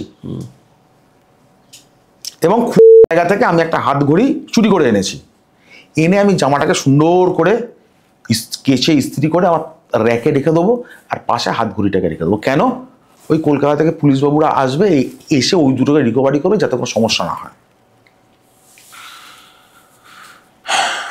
এটা বিশ্বাস করতে একটা কোথাও যেন খটকা লাগছে। খটকাটা আরো লাগছে ওই জামাটা যেটা ধনঞ্জয় বলেছে, এবং তার পরবর্তীকালে আমি ধনঞ্জয়ের স্ত্রীর সঙ্গে যখন আমি মিট করি, দেখা করি, তুমি ওনাকেও মিট করো? ধনঞ্জয়ের স্ত্রীর সঙ্গে আমি দেখা করি ধনঞ্জয়ের শ্বশুর বাড়িতে গিয়ে। না, ওদের স্টেটমেন্ট ছিল যে ওটা একদম নতুন জামা, শ্বশুর বাড়িতে গিফট করেছিল, ও কোনোদিন পরেইনি। কোনোদিনও পরেনি। ওই জামা কলকাতা আসা তো বহু দূরের কথা। এবং পুলিশ নাকি, এটাও আমি কোট আনকোট, পুলিশ নাকি বলেছিল যে পরার জন্য জামা কাপড় লাগবে দাও, তখন ওরা ওইটা দেয়, এবং লেটার অন বলা পুলিশ ওটাকেই বলেছিল যে এটা পরেই ও ক্রাইমটা করেছে। যে শার্টটা ধনঞ্জয়ের বাড়ি থেকে সিজ করা হয়েছিল তাতেও কিন্তু কোনো রক্তের দাগ পেয়েছে বলে ফরেন্সিক রিপোর্টে নেই, এবং ফরেন্সিক এক্সপার্ট এটা এক্সপ্লিসিটলি কোর্টে দাঁড়িয়ে বলেছিল আর কি। সুতরাং সেসব কিছু নেই। গলার চেনটা গোল, ও ওই বিল্ডিং এ অন্য ফ্ল্যাটে কাজ করতো, সে বলেছে সে নাকি চেনটা ধনঞ্জয়কে গিফট করেছিল। চেনটা এমন কিছু আহামরি মানে বিরাট কোম্পানির বিরাট সোনার চেন কিছু না, যেটা দেখলেই আইডেন্টিফাই করা যায়। খুব সিম্পল, ওই ট্রেনে বিক্রি হয় 10 টাকার চেন মার্কা, সে দেখেই কি করে বুঝে গেল যে ওই চেনটাই ওই চেন। এবং ধনঞ্জয়কে ওই চেনটা পড়তে গোড়া ছাড়া আর কেউ কিন্তু দেখেওনি। তুমি যদি গলায় একটা চেন পরে থাকো, চেনটা আমি তোমাকে দিয়েছি মানলাম, তাহলে এখানে আর যারা রয়েছে তারাও তো দেখবে যে হ্যাঁ তোমার গলাতে একটা রকম চেন আছে, সেটা সোনার হোক বা নকল সোনা হোক, রূপো হোক, ঘোড়ার ডিম যাই হোক, কেউ কিন্তু সেটা ধনঞ্জয়কে পড়তে দেখেনি। না, সেটা তারা দেখতে পারতো যদি ধনঞ্জয় সেটা রোজ পড়তো। এটা তো কোথাও মানে ক্রাইম করতে যাবার আগে সে গলায় চেন পড়ে গেছে, সেদিন তো পৈতে উপলক্ষে সে ফিরে যাবে, ফলে হয়তো ফিরে যাওয়ার আগে সে কোনো কারণে এটা পড়েছিল। মানে পড়ে তো তাও রোজই পড়তে হবে এরকম তো কোনো বিষয় নেই। কোনো দিন পড়েছিল, ঘটনাচক্রে ওই দিনই পড়েছিল এবং ঘটনাচক্রে ওই ঘটনাটা সেদিন ঘটে। গোড়া সেই চেনটাকে আইডেন্টিফাই কি দিয়ে করলো, চেনটা আইডেন্টিফাই কি করে হলো, চেনটার মধ্যে আইডেন্টিফিকেশন মার্কটা কি আছে? What is the identification mark? Identification is the possibility of no other piece of spectacle could have been present there, because I was present there and I was gifted by him. সেই কারণে gift করতে কেউ দেখেনি, সে gift করার পরে কাউকে বলেনি, সেই হারটা তাকে পড়তে কেউ দেখেনি, সেই হারটা গোড়াকে পড়তে কেউ দেখেনি। এতগুলো না রয়েছে, মাঝখানে শুধু একটাই হ্যাঁ স্টেটমেন্ট, গোড়া হারটা ধনঞ্জয়কে দিয়েছিল, ওই হারটা রিকভারি হলো। আর না এতগুলো আছে, সবকিছুই প্রবাবিলিটিতে আমি যাচ্ছি। তার কারণ case is based on circumstantial evidence, no direct evidence is there. এবারে আমি আসছি রিকো রিস্টওয়াচ। তোমার এইটা একটা হাত ঘড়ি, সে রিকোই, এটা Rico wristwatch model number ABCD। তাহলে Rico wristwatch model number ABCD আমি যতগুলো আমি আনবো সবকটাই সেম দেখতে হবে। আর একদম যখন নতুন তখন সবই একরকম লাগবে। তুমি ঘড়িটা 5 বছর পরলে এই ঘড়িতে তোমার খানিকটা কাঁচটা একটু ঘষে গেছে, ঘামের একটু দাগ, এই সমস্ত আসতে পারে। কিন্তু একদম যখন নতুন, তাহলে যতগুলো নতুন এই রিকো ABCD এই রিস্টওয়াচ আমি আনবো সবকটাই একরকম দেখতে হবে, হবে তো? তাহলে এই ঘড়িটাই যে তোমার ঘড়ি, সেইটার আইডেন্টিফিকেশন কি? সেইটার আইডেন্টিফিকেশন হচ্ছে সিরিয়াল নাম্বার। সেই ঘড়ির ভেতরে মেশিনের সিরিয়াল নাম্বার আছে, সেই সিরিয়াল নাম্বার হচ্ছে আইডেন্টিফিকেশন। কিন্তু আমাদের কলকাতা পুলিশ ঠিক লালবাজারের পেছনে গিয়ে সেই দোকান থেকে সিরিয়াল নাম্বারটা কিন্তু মেলায়নি। সম্ভবত ঘড়িটির কোনো ক্যাশ মেমো ছিল না, শুধু ওয়ারেন্টি কার্ড। আরে দোকানে তো তার এন্ট্রি থাকবে, ভদ্রমহিলার কাছে ক্যাশ মেমো নেই, হারিয়ে ফেলেছেন, মেনে নিচ্ছি আমি। দোকান যখন বিক্রি করেছে তার সেলস রেজিস্টারে তো সেটা তো এন্ট্রি থাকবে, কাকে বিক্রি করেছে, কবে বিক্রি করেছে, ঘড়ির সিরিয়াল নাম্বারটা কত। কেন হয়নি এর কোনো উত্তর নেই। আমরা প্রথমে যেটা পড়েছিলাম সেটা হচ্ছে সুপ্রিম কোর্টের যে অর্ডারটা। তো 25 মিনিটের মধ্যে একটা লোক এরকম একটা ভয়ঙ্কর কাণ্ড করলো যেখানে ভিক্টিমের শরীরে অতগুলো ইনজুরি রয়েছে এবং যে ইনজুরিগুলো খুব স্ট্রং ফেটাল ইনজুরিজ আর কি। হ্যাঁ, তো সেগুলো ইনফ্লিক্ট করতে তো একটা মিনিমাম সময় লাগে। আর ভিকটিম একেবারে চুপচাপ সেই ইনজুরিগুলো মেনে নিচ্ছে এরকম তো হতে পারে না। মানে ভিকটিমের সঙ্গে তো একটা ধস্তাধস্তি হবে, খানিকটা সময় লাগবে আর কি। হ্যাঁ, তারপরে ওকে অভিযোগে আরও বলা হয়েছে যে ওকে যখন প্রথম ডাকা হয়েছিল নাকি ফ্ল্যাটের ব্যালকনি দিয়ে মুখ বার করে আসছি বলে একটা সাড়া দিয়েছিল আর কি। হ্যাঁ, তারপরে আরও পরে যেটা এসছে সেটা হচ্ছে ও নাকি ওদের আলমারি থেকে একটা ঘড়ি চুরি করেছিল। তা এত সব কাণ্ড কি করে 20-25 মিনিটের মধ্যে হতে পারে সেটা তো সহজ বুদ্ধিতে ব্যাখ্যা করা যায় না। সেটাই প্রথম ডিসক্রিপেন্সি, সেটাই আমাদের চোখে পড়েছিল। এবং তারপরে আমরা আস্তে আস্তে বিভিন্ন জিনিস নিয়ে মাথা ঘামাতে শুরু করি। তো প্রথম যেটা চোখে পড়েছিল সেটা যদি বলতে হয় এটাই প্রথম ডিসক্রিপেন্সি, যে এরকম একটা ক্রাইম যার ডেসক্রিপশন আমরা পাচ্ছি পোস্টমর্টেম রিপোর্ট থেকে বা পুলিশের FIR থেকে, সেটা কি করে 20-25 মিনিটের মধ্যে ঘটতে পারে। এর মধ্যে তো এই 25 মিনিটের মধ্যে তোর ওপরে যাওয়া এবং নেমে আসাটাও আছে আর কি, এবং ও লিফট নিয়ে যায়নি, ও নিচে উঠে গেছিল। পোস্টমর্টেম রিপোর্টে একটা খাবারের বিষয় এসেছিল যেটা আপনাদের বইতে উঠে এসছে, সেই মানে খাবারের ব্যাপারটা হলো মানে অ্যাকচুয়াল ডেথটা কখন হয়েছে সেটা তো ডিটারমিন করার একটা ব্যাপার আছে। মেয়েটির স্টমাকে সেমি ডাইজেস্টেড ফুড পাওয়া যায়। পোস্টমর্টেম রিপোর্টে একটা ডেথের টাইম বলা আছে, সেটা ওই রিগার মর্টিস, এবং সেটা কোনো খুব একটা মানে উপযোগিতা কিছু নেই, তার কারণ সেটা একটা ওয়াইড উইন্ডো, প্রায় 24 ঘন্টার বা তার থেকেও লম্বা একটা উইন্ডো, সুতরাং এর থেকে কিছুই বোঝা যায় না। কিন্তু ওর স্টমাকে যথেষ্ট পরিমাণে আনডাইজেস্টেড ফুড ছিল। এখন স্টমাকে ডাইজেশন প্রসেসটা কমপ্লিট হতে ডিপেন্ডিং অন কি ধরনের খাবার সে খাচ্ছে 2 থেকে 4 ঘন্টা সময় লাগবে। এখন মেয়েটি পরীক্ষা দিয়ে দুপুরবেলা ফিরে এসেছিল, হ্যাঁ, এবং তারপরেই সে খাওয়া দাওয়া করেছে আমি ধরে নিতে পারি আর কি। হ্যাঁ, সেক্ষেত্রে তার স্টমাকে একটা ওরকম আনডাইজেস্টেড ফুড, সে যদি ওরকম সন্ধেবেলা হয়ে থাকে তাহলে অত পরিমাণ আনডাইজেস্টেড ফুড তার স্টমাকে পাওয়ার কথা নয়। এটা আরেকটু ডিটেলসে আমাদের বইতে ব্যাখ্যা করা আছে যে কতটা খাবার পাওয়া গেছিল এবং তার থেকে মোটামুটি মানে ঘটনাটা কখন ঘটেছিল যদি আমরা ডিটারমিন করার চেষ্টা করি তাহলে কিন্তু সময়টা অনেকটা এগিয়ে যায়। এবং সেটাই সম্ভবত একটা কারণ যে জন্য ওই লিফটম্যানের সঙ্গে এত তর্কাতর্কি হচ্ছে, যে একটা টাইমকে প্রসিকিউশন এস্টাবলিশ করতে চাইছে ক্রাইমের টাইম হিসেবে। ওকে, কিন্তু আমি যদি ওই স্টমাকের ফুড কন্টেন্ট দিয়ে অ্যানালিসিস করি তাহলে ক্রাইমটা সেই টাইমে পড়ে না, সেটা সম্ভবত একটা আরো আগে একটা সময় ঘটেছে, 4-5 লেভেল, 4-4:30 মধ্যে হয়তো ক্রাইমটা ঘটে গেছিল, নাহলে অতটা আনডাইজেস্টেড ফুড ওর স্টমাকে থাকার কথা নয়। হ্যাঁ, মানে আরো আগেও ঘটতে পারে আর কি। হ্যাঁ, তখন মেয়েটা 12টা নাগাদ বাড়ি ফিরে এসে খাওয়া দাওয়া করলে মানে অতটা আনডাইজেস্টেড ফুড কি করে সন্ধেবেলা 6টার সময় থাকে তার স্টমাকে, এটা তো থাকার কথা নয় আর কি। যদি সে মাঝখানে আবার কিছু খেয়ে থাকে সেটাও খুব আনলাইকলি।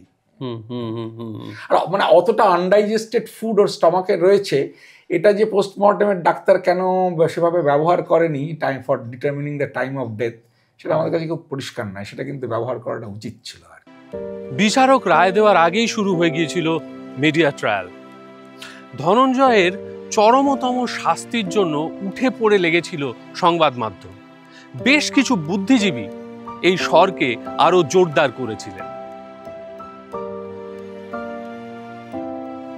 মিডিয়ার ভূমিকা আপনারা কিভাবে দেখেন? কারণ আপনাদের বইয়ের নাম আদালত, মিডিয়া, সমাজ। মিডিয়ার ভূমিকা কিভাবে দেখেন আপনি? মিডিয়ার ভূমিকা কিন্তু দুটো ভাগে। প্রথম দিকে যখন মানে ক্রাইমটা ঘটলো, পুলিশের রিপোর্টেড হলো, পুলিশ গেল, তারপরে কয়েকদিন ধরে 10-15 দিন ধরে কাগজে লালবাজার থেকেই প্রেস ব্রিফিং দেওয়া হয়েছিল এবং সেইগুলো কাগজে বেরিয়েছে, এবং সেগুলো যদি ভালো করে দেখা হয় দেখা যাবে যে গল্পটা একটু করে বদলে যাচ্ছে ওভার টাইম। কিন্তু তখনও তো ট্রায়ালই শুরু হয়নি এবং ধনঞ্জয় নিরুদ্দেশ। তারপরে ওটা 2-2.5 সপ্তাহের মধ্যে মিডিয়া চুপচাপ হয়ে গেল, তারপরে আর কেউ কিছু শুনতে পাচ্ছিল না। তারপরে আবার করে যখন ধনঞ্জয় অ্যারেস্টেড হলো কয়েক মাস বাদে, তখন সেটা আবার মিডিয়াতে একদিনের জন্য ছোট করে খবর হলো যে ধনঞ্জয়কে ধরা হয়েছে। যখন ট্রায়াল চলেছে লোয়ার কোর্টে তখন কিন্তু জিনিসটা মিডিয়াতে সেভাবে রিপোর্টেড হয়নি। আচ্ছা, ট্রায়াল চলাকালীন এবং হাইকোর্টে যখন কনফার্মেশনের জন্য আবার ট্রায়াল হয়েছে সেগুলো কিন্তু মিডিয়াতে মোটেই রিপোর্টেড হয়নি।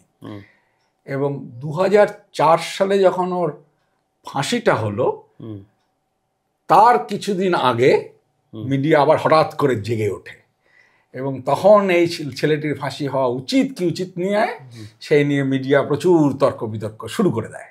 হ্যাঁ, এই হচ্ছে মিডিয়ার অ্যাক্টিভিটির একটা ব্রিফ সামারি আমি দিলাম আর কি। হ্যাঁ, ওই মানে ও অ্যারেস্টেড হলো 90 সালে, তখন ব্যাপারটা থিতিয়ে গেল, তারপরে আর বিশেষ কিছু দেখা গেল না, একেবারে মিডিয়া আবার জেগে উঠলো সেই 2004 সালে। এর মধ্যে 14 বছর বাদে আবার মিডিয়া জেগে ওঠে।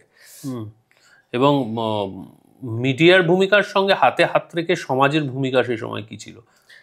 সামাজিক স্তরে বিভিন্ন রকম ভাবে বিভক্ত ছিল সেই সময়, টু বি ভেরি অনেস্ট। ওকে, আর কোন দিকে বেশি লোক ছিল কোন দিকে কম লোক ছিল সেটা তো আমি বলতে পারবো না। না, কিন্তু সিনারিওটা দুদিকটাই যদি বলেন, সিনারিওর মানে একদল লোক মনে করেছিল। আচ্ছা, একটা কথা বলি, আমরা যেটা প্রমাণ করেছি ধনঞ্জয় সম্পূর্ণ নির্দোষ ছিল, কিন্তু 2004 সালে ফাঁসির সময় যারা ফাঁসির বিরুদ্ধে আন্দোলনে নেমেছিল, বিভিন্ন মানবাধিকার কর্মীরা, বিভিন্ন বুদ্ধিজীবীরা, হ্যাঁ, এদের মধ্যে খুব বিশিষ্ট বুদ্ধিজীবীরা ছিলেন, বিভিন্ন লোকজন, যেমন কারা কারা অপর্ণা সেন, মৃণাল সেন, এরা ছিলেন। এবং মানবাধিকার কর্মীদের মধ্যে সুজাত ভদ্র, এরা সকলেই ছিলেন। এরা কিন্তু কেউই মনে করেননি বা দাবি করেননি, মনে করে থাকতে পারেন সেটা তো বলতে পারবো না আমি, মনে কি ছিল ওনাদের, কিন্তু কেউই দাবি করেননি যে ধনঞ্জয় নির্দোষ ছিল, যেটা আমরা প্রথম দাবি করি আর কি, যে ধনঞ্জয় সম্পূর্ণ নির্দোষ ছিল। তো সকলেই বলেছিল যেটা, যে একটি ছেলে 14 বছর জেল খেটেছে এবং জেলে থাকাকালীন তার বিরুদ্ধে কোনো অভিযোগ নেই। জেলের যারা কর্মচারী এবং যারা ওকে চিনত তারা সকলেই ওর সম্পর্কে খুবই ভালো কথা বলেছে আর কি। হ্যাঁ, এবং ছেলেটা যদি একটা খারাপ কাজ করেও থাকে, 14 বছর জেল যথেষ্ট শাস্তি তার জন্য, এবং তারপরে তাকে আবার ফাঁসিতে ঝুলিয়ে দেওয়ার কোনো প্রয়োজন নেই বলে একটা বিরাট সংখ্যক লোক মনে করেছিল। তারা কিন্তু এরকম কথা বলেনি কখনো যে সে নির্দোষ ছিল। আচ্ছা, আর আরেক দল লোকের বক্তব্য ছিল এরকম একটা লোককে ছেড়ে দিলে হাজারে হাজারে নাকি হতে শুরু করবে এবং তার ফলে আর কি মানে দেশটা উচ্ছন্নে যাবে, যেটা আমরা সাধারণত সবসময় এই ধরনের ক্রাইমের ক্ষেত্রে যখন ক্যাপিটাল পানিশমেন্ট হয় আমরা শুনতে পাই আর কি। ওইদিকে যারা যারা এগেনস্টে ছিলেন তাদের মধ্যে কারা কারা ছিলেন নোটেড? তাদের মধ্যে মানে যার নামটা খুব বেশি শোনা যায় সেটা হলো মীরা ভট্টাচার্য। তারা সভা সভা করে দাবি করেছিলেন। হ্যাঁ, অনেক সেলিব্রিটি সেই সময় ওর ফাঁসির দাবিতে রাস্তায় নেমেছিল। রূপা গাঙ্গুলি ছিলেন তার মধ্যে একজন, যিনি ওর ফাঁসির দাবিতে রাস্তায় নেমেছিলেন। আর উল্টো দিকে কারা ছিলেন? বামপন্থী আন্দোলনেরও অনেকে ছিলেন, যেমন ঠিক সেরকম ভাবে আমার নাম কারো মনে আসছে না এই মুহূর্তে, অনেকেই ছিলেন আর কি। হ্যাঁ, কিন্তু সেটা আমাদের বইতে অনেকের কথা লেখা আছে এবং মানে ওই সময়কার নেটে একটু সার্চ করলেও অনেক লেখা দেখতে পাওয়া যাবে। হ্যাঁ, আরেকটা যেটা ব্যাপার সেটা হচ্ছে যে এই বিষয়টা নিয়ে সে সময়কার শাসক দল, বামপন্থী শাসক দলের মধ্যেও একটা দ্বিমত ছিল। সেটা কিন্তু আমি জানি, সেটা এখন লোকে অফিসিয়ালি স্বীকার করবে কিনা আমি জানি না। তখন বামপন্থী দলগুলো তো সাধারণত ফাঁসির বিরোধী আর কি, তারা ফাঁসির পক্ষে নয় আর কি। সেই হিসেবে তাদের অনেকেই কিন্তু ফাঁসির বিরোধিতা করেছিল সেই সময় ভেতরে দলের অভ্যন্তরে। তবে আমাদের কাছে যেটা সবচেয়ে ইন্টারেস্টিং লেগেছিল, সুনীল গঙ্গোপাধ্যায় কিন্তু ফাঁসির পক্ষে গেছিলেন, যদিও উনি নিজে সবসময় বলে এসছেন উনি ফাঁসির বিরোধী, কিন্তু এই ক্রাইমটার ক্ষেত্রে উনি মনে করেছিলেন যে এই ছেলেটির ফাঁসি হওয়া উচিত। এই ব্যাপারটা আমার কাছে খুব অদ্ভুত লেগেছিল। এটা আমার কিরকম মনে হয় এটা সুনীল গঙ্গোপাধ্যায়কে দিয়ে বলানো হয়েছিল, এটা সুনীল গঙ্গোপাধ্যায় নিজে থেকে বলেছেন, আমার একটু বিশ্বাস করি না। মহাশ্বেতা দেবী 5 জন মিলে একটা চিঠি দিয়েছিল, তার মধ্যে মহাশ্বেতা দেবীও ছিলেন। মহাশ্বেতা দেবী ফাঁসির বিরুদ্ধে সরকারের কাছে আবেদন করেছিল। 5 জন কে কে ছিলেন মোটামুটি ভাবে? আমার মনে আছে মৃণাল সেন ছিলেন, অপর্ণা সেন ছিলেন, আমার এখন নামগুলো আর মনে পড়ছে না। মহাশ্বেতা দেবী ছিলেন, আরো 2 জন ছিলেন আর কি। হ্যাঁ, একজন হিস্টোরিয়ান ছিলেন, নামটা আমার মনে পড়ছে না, যাই হোক। কিন্তু পরে মহাশ্বেতা দেবী সেটা রিট্রাক্ট করেন একটা পাবলিক স্টেটমেন্ট নিয়ে। আচ্ছা, হ্যাঁ, সেটা খুব অদ্ভুত আর কি।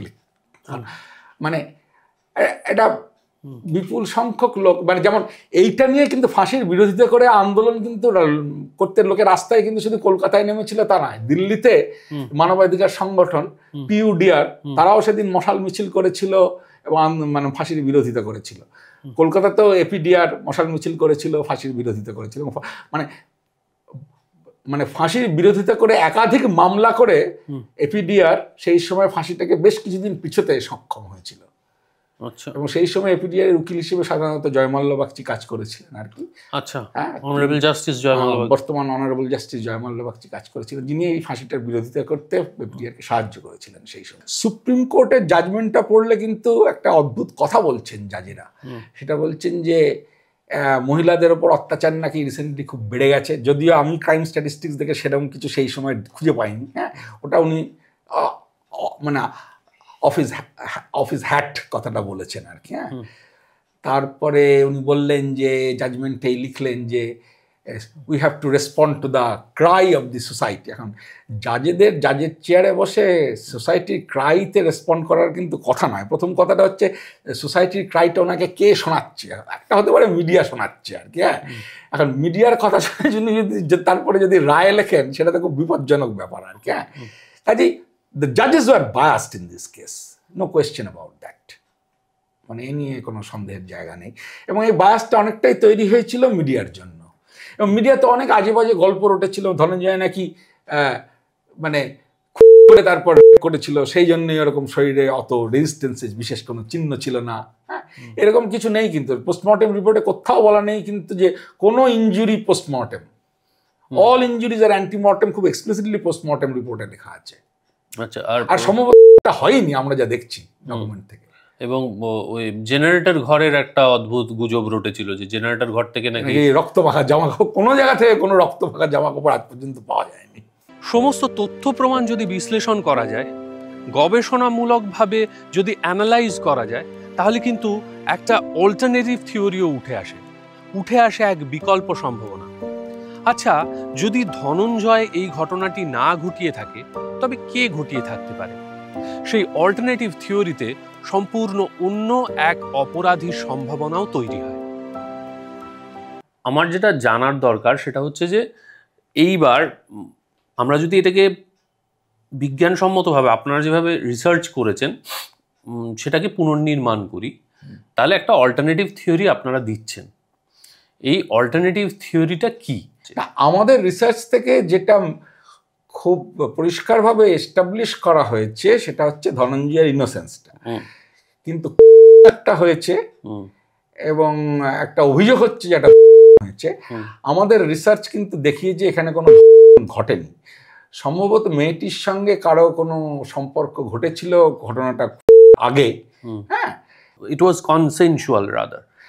হ্যাঁ, এবং সেটা কিন্তু আপনাদের সেটা কিন্তু মানে ওই ফ্ল্যাটে ও কলেজ থেকে ফিরে আসার পরেই ঘটেছে এরকম কোনো কথা নেই কিন্তু। হ্যাঁ, এটা হয়তো আগেও ঘটে থাকতে পারে কোনো একটা সময়, সেদিনই হয়তো ঘটেছে, কিন্তু মানে সেটা ওর বাড়িতে ফেরার আগে, সেদিন ওর শেষ দিন ছিল পরীক্ষার, তারপরে ও কোথাও ঘুরে টুরে এসেছে এবং কিছু একটা ঘটে থাকতেও পারে। আর একটা বাগচি আন্টি, এই নামটা কেসের কোথাও কিন্তু আসেনি। এই নামটা পাওয়া যাচ্ছে খবরের কাগজে, আমি খবরের কাগজ থেকেই পেয়েছি। বাগচি আন্টিকে আমার খুব রেলিভেন্ট বলে মনে হয়েছে, কিন্তু ইনভেস্টিগেটিং এজেন্সির বাগচি আন্টিকে বোধহয় রেলিভেন্ট বলে মনে হয়নি। এবার আমার কেন রেলিভেন্ট মনে হয়েছে আমি তোমাকে সেটা বলি। বাচ্চা মেয়েটি পরীক্ষা দিয়ে ফেরার পরে ওই একটু হেঁটে পদ্মপুকুরের উল্টো পাড়ি দিয়ে একটু হেঁটে গেলে বাঁহাতে আর একটা ফ্ল্যাট বাড়ি পড়ে। সেই ফ্ল্যাট বাড়িতে একটা ফ্লোরে এক ভদ্রলোকের কাছে মেয়েটি পড়তে যেত, আর বাগচি আন্টি সেই ফ্ল্যাটেই থাকতেন, সেই বিল্ডিংয়েই থাকতেন। তা যাতায়াতের সূত্রে ওই বাগচি আন্টির সঙ্গে, মিসেস বাগচির সঙ্গে, আমার যদি খুব ভুল নয় কাজল বাগচি, মেয়েটির একটা ভালো টকিং টার্মস তৈরি হয় এবং সেখান থেকে ভদ্রমহিলা মেয়েটির কাছে বাগচি আন্টি হয়ে ওঠেন। ঘটনার দিন ওই বাগচি আন্টি মেয়েটিকে ওই বাড়ির একতলায় দেখেন। বাগচি আন্টি মেয়েটিকে জিজ্ঞেস করেন যে পরীক্ষা কিরকম হলো? মেয়েটি বলেছে ভালো হয়েছে। স্যারের কাছে গেছিলে? বললো হ্যাঁ। দেখা হয়েছে? বললো না। মেয়েটি রাস্তা পার হয়ে নিজের বাড়িতে চলে গেল। বিকেলবেলা সন্ধ্যাবেলা বাগচি আন্টি ঘুম থেকে উঠে দেখছেন যে ওখানে প্রচুর ভিড়, লোকারণ্য, একটা হইহট্টগোলের অবস্থা। উনি যখন খোঁজ খবর করে জানতে পারলেন যে ওই মেয়েটি এরকম একটা ঘটনা ঘটেছে, বাগচি আন্টি তখন ছুটে যান কি হয়েছে দেখার জন্য। কারণ খানিকক্ষণ আগে মেয়েটির সঙ্গে কথা বললাম, এইরকম ঘটনা, খুব শকড।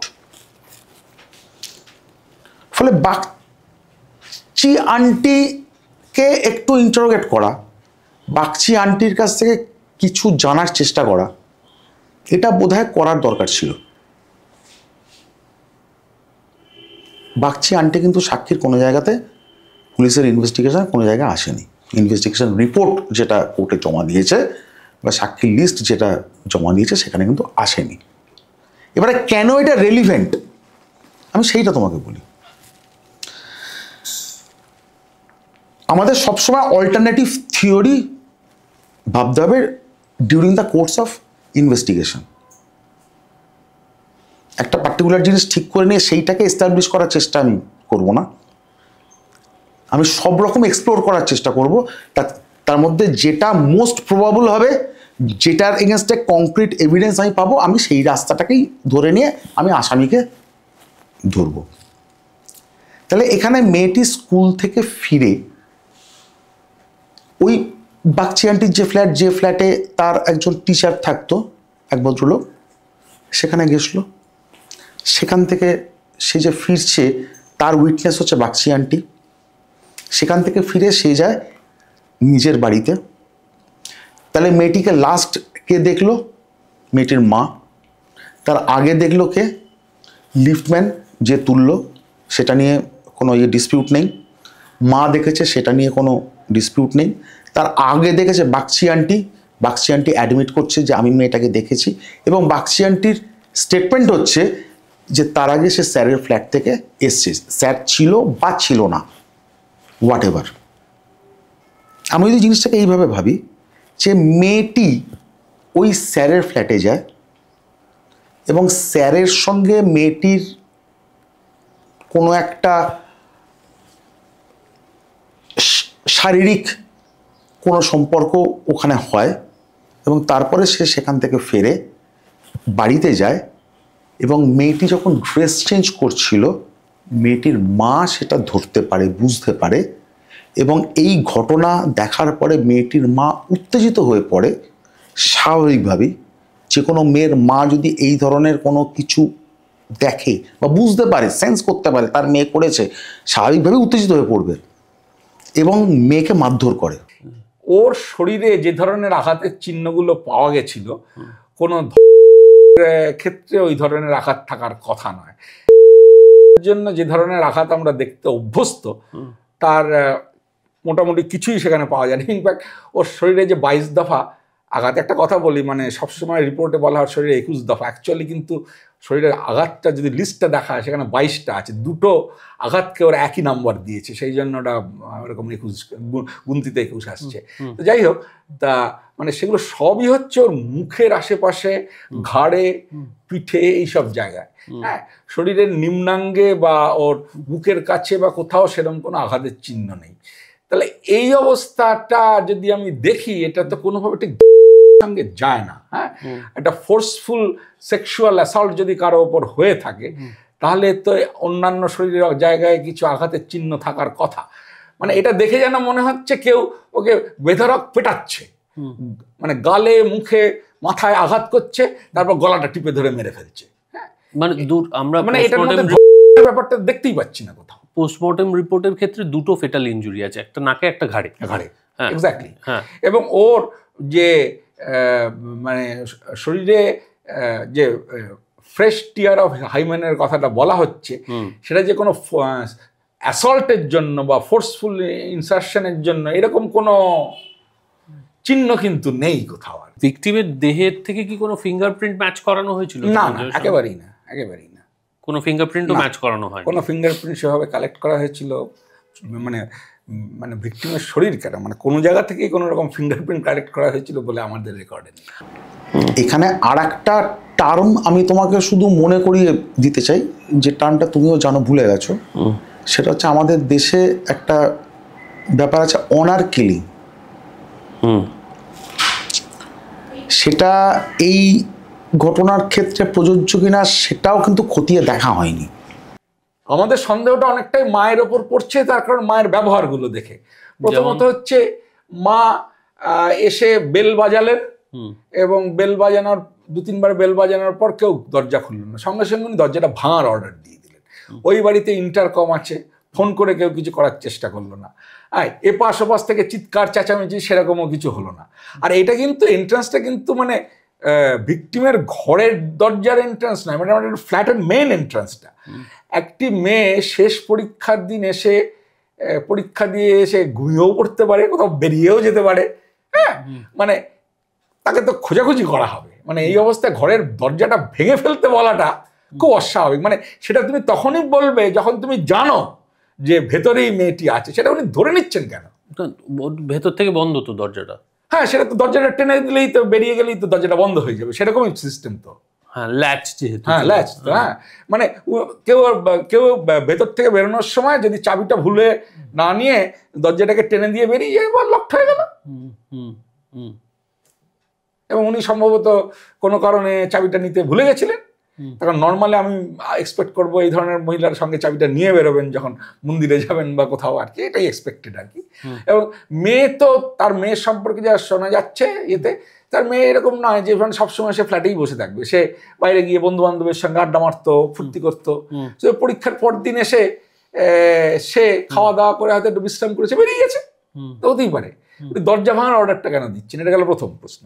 আর দ্বিতীয়ত, যখন ট্রায়াল শুরু হলো, প্রথমে মায়ের সাক্ষ্য নেওয়ার কথা, উনি বারবার ডেট মিস করছিলেন। ওনাকে যখন ডাকা হচ্ছিল উনি আসছিলেন না। প্রথমে নানা রকম এক্সকিউজ দিচ্ছিলেন। এটা খুব অদ্ভুত, মানে মা সাক্ষী দিতে আসছে না কেন। এবং শেষ পর্যন্ত এমন হয় যে কোর্ট থেকে ওনাকে সমন করা হয় এবং তারপরে উনি এসে সাক্ষ্য দিয়ে গেছিলেন। তাও প্রথম দিন বোধহয় বলেছিলেন যে অসুস্থ, তারপরে আবার ডেট দেওয়া হলো, তারপরে সে সাক্ষ্য দিয়ে গেলেন। এবং পুরো ফ্যামিলির বিহেভিয়ারটা এখানে খুব সন্দেহজনক। ফ্যামিলির একটা চালু বিজনেস ছিল জুয়েলারির সেই সময়, এবং ওর দাদার তখন হায়ার সেকেন্ডারি পরীক্ষার সময় আর কি। এই অবস্থায় ফ্যামিলিটা কলকাতায় তাদের পাট তুলে দিয়ে সম্পূর্ণ কলকাতার বাইরে দূরে কোথাও চলে গেছিল আর কি, সম্ভবত বম্বেতে। এটাই বা কেন, মানে ওই ফ্ল্যাটে থাকতে তাদের অসুবিধা বুঝতে পারি, কিন্তু এরা যেরকম পরিবার এবং এদের যেরকম বন্ধু বান্ধব আত্মীয় স্বজন চারপাশে ছিল, মানে ওই ফ্ল্যাটে না থেকে তারা অন্য কোনো একটা ফ্ল্যাটে শিফট করে যেতে পারতো, বিজনেসটাকেও কন্টিনিউ করতে পারতো। মানে পুরো শহর ছেড়ে দূরে চলে যাওয়াটা খুব অদ্ভুত এবং অত তাড়াতাড়ি। মানে কোনো একটা সময় কদিন পরে গেলেন তাও বুঝতাম আর কি, একদম কয়েকদিনের মধ্যে চলে গেছিলেন। পরিবারের ব্যবহার খুবই সন্দেহজনক। প্রথমত এফআইআর করতে তারা কেন এতটা দেরি করলো, হ্যাঁ, এবং মায়ের ব্যবহার এবং সবকিছু ছেড়ে চলে যাওয়া। না, আমি বলছি সেই দিনের ঘটনাটায় মায়ের লিফটে বসে থাকাটাও আপনাদের খুব অদ্ভুত মনে হয়েছিল কেন? মানে লিফটে করে ওইভাবে বডিটা নিয়ে নামাটাই অদ্ভুত, হ্যাঁ। এবং ওইভাবে উনি বসে রইলেন কেন? মানে অন্য লোকজন তো ছিল সাহায্য নিয়ে, তাহলে উপরে যাই কিছু একটা করি। আপনাদের মতে কেন করছিলেন উনি এটা? আমার ধারণা উনি যদি ক্রাইমের সঙ্গে কোনোভাবে যুক্ত হন, একটা সম্ভাবনা, এটা একটা সম্ভাবনায় উনি বডিটাকে নিয়ে ওখান থেকে বেরিয়ে যাওয়ার একটা পরিকল্পনা করেন। তার একটা গাড়ি, সাদা গাড়ি বাইরে দাঁড়িয়েছিল, এরকম কথাবার্তা শোনা যায় আর কি, হ্যাঁ। এরকম একটা হতেই পারে যে ওনারা প্ল্যান করেছিলেন বডিটাকে ওইভাবে নিয়ে এসে গাড়িতে করে কোথাও নিয়ে চলে যাবেন। এখন সেই পরিকল্পনাটা ফলপ্রসূ হয়নি, তার কারণ ততক্ষণে চিৎকার চেঁচামেচিতে নিচে লোকজন জমে গেছে এবং বডিটাকে, এবং দুজন ডাক্তার এসে বলেছে যে মেয়েটি মৃত এবং পুলিশে খবর দিন। এই অবস্থায় বডিটাকে নিয়ে অন্য কোথাও যাওয়াটা সম্ভব ছিল না। এবং ওনাদের পরিকল্পনাটা যদি প্রথমে থাকে যে এরকম এক্ষুনি হসপিটালে নিয়ে যাচ্ছি বা কোথাও নিয়ে যাচ্ছি করে বডিটাকে নামানো হলো, তারপরে সেই পরিকল্পনাটা যদি ফেল করে এবং ওনারা যদি ক্রাইমের সঙ্গে ইনভলভড হন, তাহলে তো একটা হতভম্ব হয়ে যাওয়ার, একটা ভাবাচাকা খেয়ে যাওয়ার একটা সম্ভাবনা আছে। সেই জন্য সম্ভবত উনি ধপাস করে বসে পড়েছিলেন আর কি, লিফটের মধ্যে নিয়ে বসেছিলেন, আর জানেন না কি করবেন। কিন্তু ডাক্তার যখন দেখেছিল, ডাক্তার কি বুঝতে পেরে গিয়েছিল যে এটা অনেকক্ষণ আগে ঘটেছে, এরকম হওয়ার কি সম্ভাবনা আছে? সেটা আমরা একটু জানার চেষ্টা করেছিলাম ডাক্তারের সঙ্গে কথা বলে, কিন্তু ডাক্তার আমাদের সঙ্গে কথা বলতে রাজি হননি। আচ্ছা, মানে এ ব্যাপারে হ্যাঁ, কিন্তু আপনাদের কি আন্দাজ এক্ষেত্রে? ঘটনাটা অনেক আগেই ঘটেছিল এবং যখন, মানে সেক্ষেত্রে তো ডাক্তার ছুলেই বুঝতে পারবে। হ্যাঁ, ছুলেই বুঝতে পারবে যে বডিটা ঠান্ডা হয়ে গেছে কিনা। আমরা সেটাই ডাক্তারকে জিজ্ঞেস করতে গেছিলাম, ডাক্তার আমাদের সঙ্গে কোনো কথাই বলতে রাজি হননি এ ব্যাপারে। উনি বলেছিলেন, you know it is a big crime and we are not Bengalis, এই কথাটা উনি বলেছিলেন, আমার পরিষ্কার মনে আছে। এবং তাতে কি হলো, আমি তো আপনার কাছে জানতে চাইছি কিছু। না না না, এটা নিয়ে আমরা আর কোনো কথা বলতে চাই না। এই পুরো ঘটনাটার মধ্যে আপনারা একটা ট্রান্সফারের বিষয়টা নিয়েও একটা ধোঁয়াশা তৈরি হয়েছিল, যে ট্রান্সফার অর্ডারটা নিয়ে, যে ট্রান্সফার অর্ডার গল্পটাই তো খুব অদ্ভুত। মানে এই ধরনের সিকিউরিটি এজেন্সিতে আবার ট্রান্সফার অর্ডার বেরোয় নাকি? মানে এ তো হচ্ছে সকালবেলা ফোন করে বলে দেবে যা তুই ওখানে ডিউটি কর, সে ওখানে গিয়ে ডিউটি করবে। এবং নর্মালি কিছু না বললেও প্রত্যেকদিন যেখানে ডিউটি করে সেখানে ডিউটি করতে যাবে। এবং একটা অফিসিয়াল কমপ্লেন, তারপর একটা অফিসিয়াল ট্রান্সফার অর্ডার, এইগুলো বিশ্বাসযোগ্য না। আর যদি ট্রান্সফার অর্ডার থাকে, ওর একটা ট্রান্সফার অর্ডারের কথা শোনা যাচ্ছে, কিন্তু ওর জায়গায় যাকে দেওয়া হলো তার কোনো ট্রান্সফার অর্ডার কিছু পাওয়া যাচ্ছে না। এই সবগুলোই বাজি গল্প। মানে Thapar transfer order Satyajit submitted হয়নি। কেউ কিছু বলছেও না কিছু সেটা নিয়ে আর কি। না আমি বলছি শুরু থেকেই তো ওকে ফ্রেমিং এর একটা ব্যাপার বোঝা যাচ্ছে। হ্যাঁ, ওর বাবার কোনো কারণে ওর উপরে রাগ ছিল। আচ্ছা, ওর বাবার কোনো কারণে ওর উপরে একটা রাগ ছিল, এবং দোষটা কারো উপরে চাপানোর জন্য, মানে সেই সময় ওই গাড়িটা নিয়ে ওরা সবাই বেরিয়ে গেছিল, এবং ওই রকম একটা গাড়ি কেন ওদের জন্য দাঁড়িয়েছিল এটাই তো একটা বড় প্রশ্ন আমার কাছে। ধনঞ্জয়ের তো গাড়ি ভাড়া করে দুর্গাপুর যাওয়ার মতন ক্ষমতা ছিল না ওই সিকিউরিটি গার্ডের মাইনেতে। এটা প্রি প্ল্যান্ড বলে আপনাদের মনে হয় কি? না না, এটা প্রি প্ল্যান বলে একেবারেই মনে হয় না। তার কারণ তার মধ্যে যে সমস্ত মানে শরীরে যে ধরনের ইনজুরি পাওয়া যাচ্ছে সেটা দেখে আমাদের মনে হচ্ছে মানে একটা হিট অফ দি মোমেন্টে মেয়েটিকে বেধড়ক মারধর করা হয়েছে, শরীরের ওপর পৈশাচিক অত্যাচার করা হয়েছে, এবং তার ফলে মেয়েটি মারা গেছে। এবং এটা যদি পূর্ব পরিকল্পিত হতো তাহলে এরকম নোংরাভাবে হতো না। পূর্ব পরিকল্পিত হতো সেটা তো পরিবারের সঙ্গে কোনো একটা কানেকশন থাকতেই হয়, কারণ মেয়েটি হয়েছে নিজের ফ্ল্যাটের মধ্যে। হ্যাঁ, সেক্ষেত্রে পরিবার এরকম নোংরাভাবে করবে কেন এবং বিচ্ছিন্নভাবে জিনিসটাকে এক্সপোজ করবে কেন? সারা জিনিসটা লুকিয়ে চুরিয়ে করে ব্যাপারটাকে ধামাচাপা দিয়ে দিতে পারত, তো সেটা কেন মানে এরকম ভাবে হতো না সেক্ষেত্রে? মানে সেক্ষেত্রে কিরম ভাবে ঘটতো? মানে সাধারণত কত রকমের এই ধরনের ক্রাইম কত রকম ভাবে ঘটতে দেখা যায়, মানে কত ধরনের, এর তো কোনো হিসেব নেই মোটামুটি ভাবে। মানে ধরুন একজন মানে এটাকে একটা সুইসাইড বলে যদি কেউ চালাতে যায়, মেয়েটার গায়ে আগুন লাগিয়ে দিল, তারপর বললো মেয়েটা গায়ে কেরোসিন ঢেলে সুইসাইড করেছে। যদি আমি ধরে নিই যে ধনঞ্জয় এইটার অথর, তাহলে তো আমাকে বলতে অনকনসেন্ট হয়েছে। বাট অনকনসেন্ট কি হওয়া সম্ভব? না, কারণ মেয়েটি কিন্তু যথেষ্ট ভালো স্কুলে পড়া, যথেষ্ট ভালো ফ্যামিলি, বড়লোক ফ্যামিলির মেয়ে। সে হঠাৎ করে একটা সিকিউরিটি গার্ডের সঙ্গে অনকনসেন্ট এই ঘটনা ঘটাবে না, ফলে এটা মেনে নেওয়াটা একটু অসুবিধা আছে।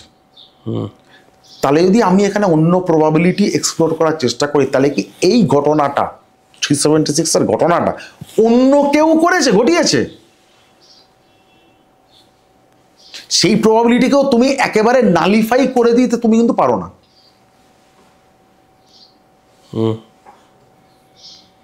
নালিফাই করে দেওয়ার মতো কোনো কিছু কিন্তু তোমার হাতে আসেনি। আমি তোমাকে দেখাচ্ছি যে 376 এর অথর ধনঞ্জয় নাও হতে পারে, এবং আমি তোমাকে দেখাচ্ছি যে দেয়ার ইজ প্রবাবিলিটি যে 376 এর অথর, এই যে ক্রাইমটা, ফার্স্ট ক্রাইম, তার অথর অন্য কেউ একজন হলেও হয়ে থাকতে পারে। কারণ অন্য কেউ একজন সিনে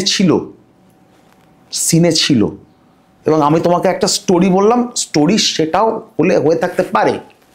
সুজিত সান্যাল, যার নামটা সরাসরি কোনো কোর্ট ডকুমেন্টে নেই, কিন্তু যিনি ছিলেন লালবাজারের ডিটেকটিভ ডিপার্টমেন্টের একজন অফিসার, তিনি সম্ভবত পুরো কেসটা খুব ভালোভাবে সাজিয়েছিলেন আর কি। তার সঙ্গে যখন কথাবার্তা হয়েছিল তখন তাকে আমরা অনেক ব্যাপারে চার্জ করেছিলাম। উনি কিন্তু আমাদের সঙ্গে তর্ক বিতর্কে লিপ্ত হয়েছিলেন এইসব বিষয়গুলো নিয়ে আর কি। হ্যাঁ, এবং আমরা যখন বিভিন্ন সময় বিভিন্ন প্রশ্ন তুলে ওনাকে কর্নার করছি, তখন একটা সময় উনি বললেন যে না না না, এরকম বললে তো হবে না, আমার মনের মধ্যে এক শস্যে দানাও সন্দেহ নেই যে ধনঞ্জয় কাজটা করেছে।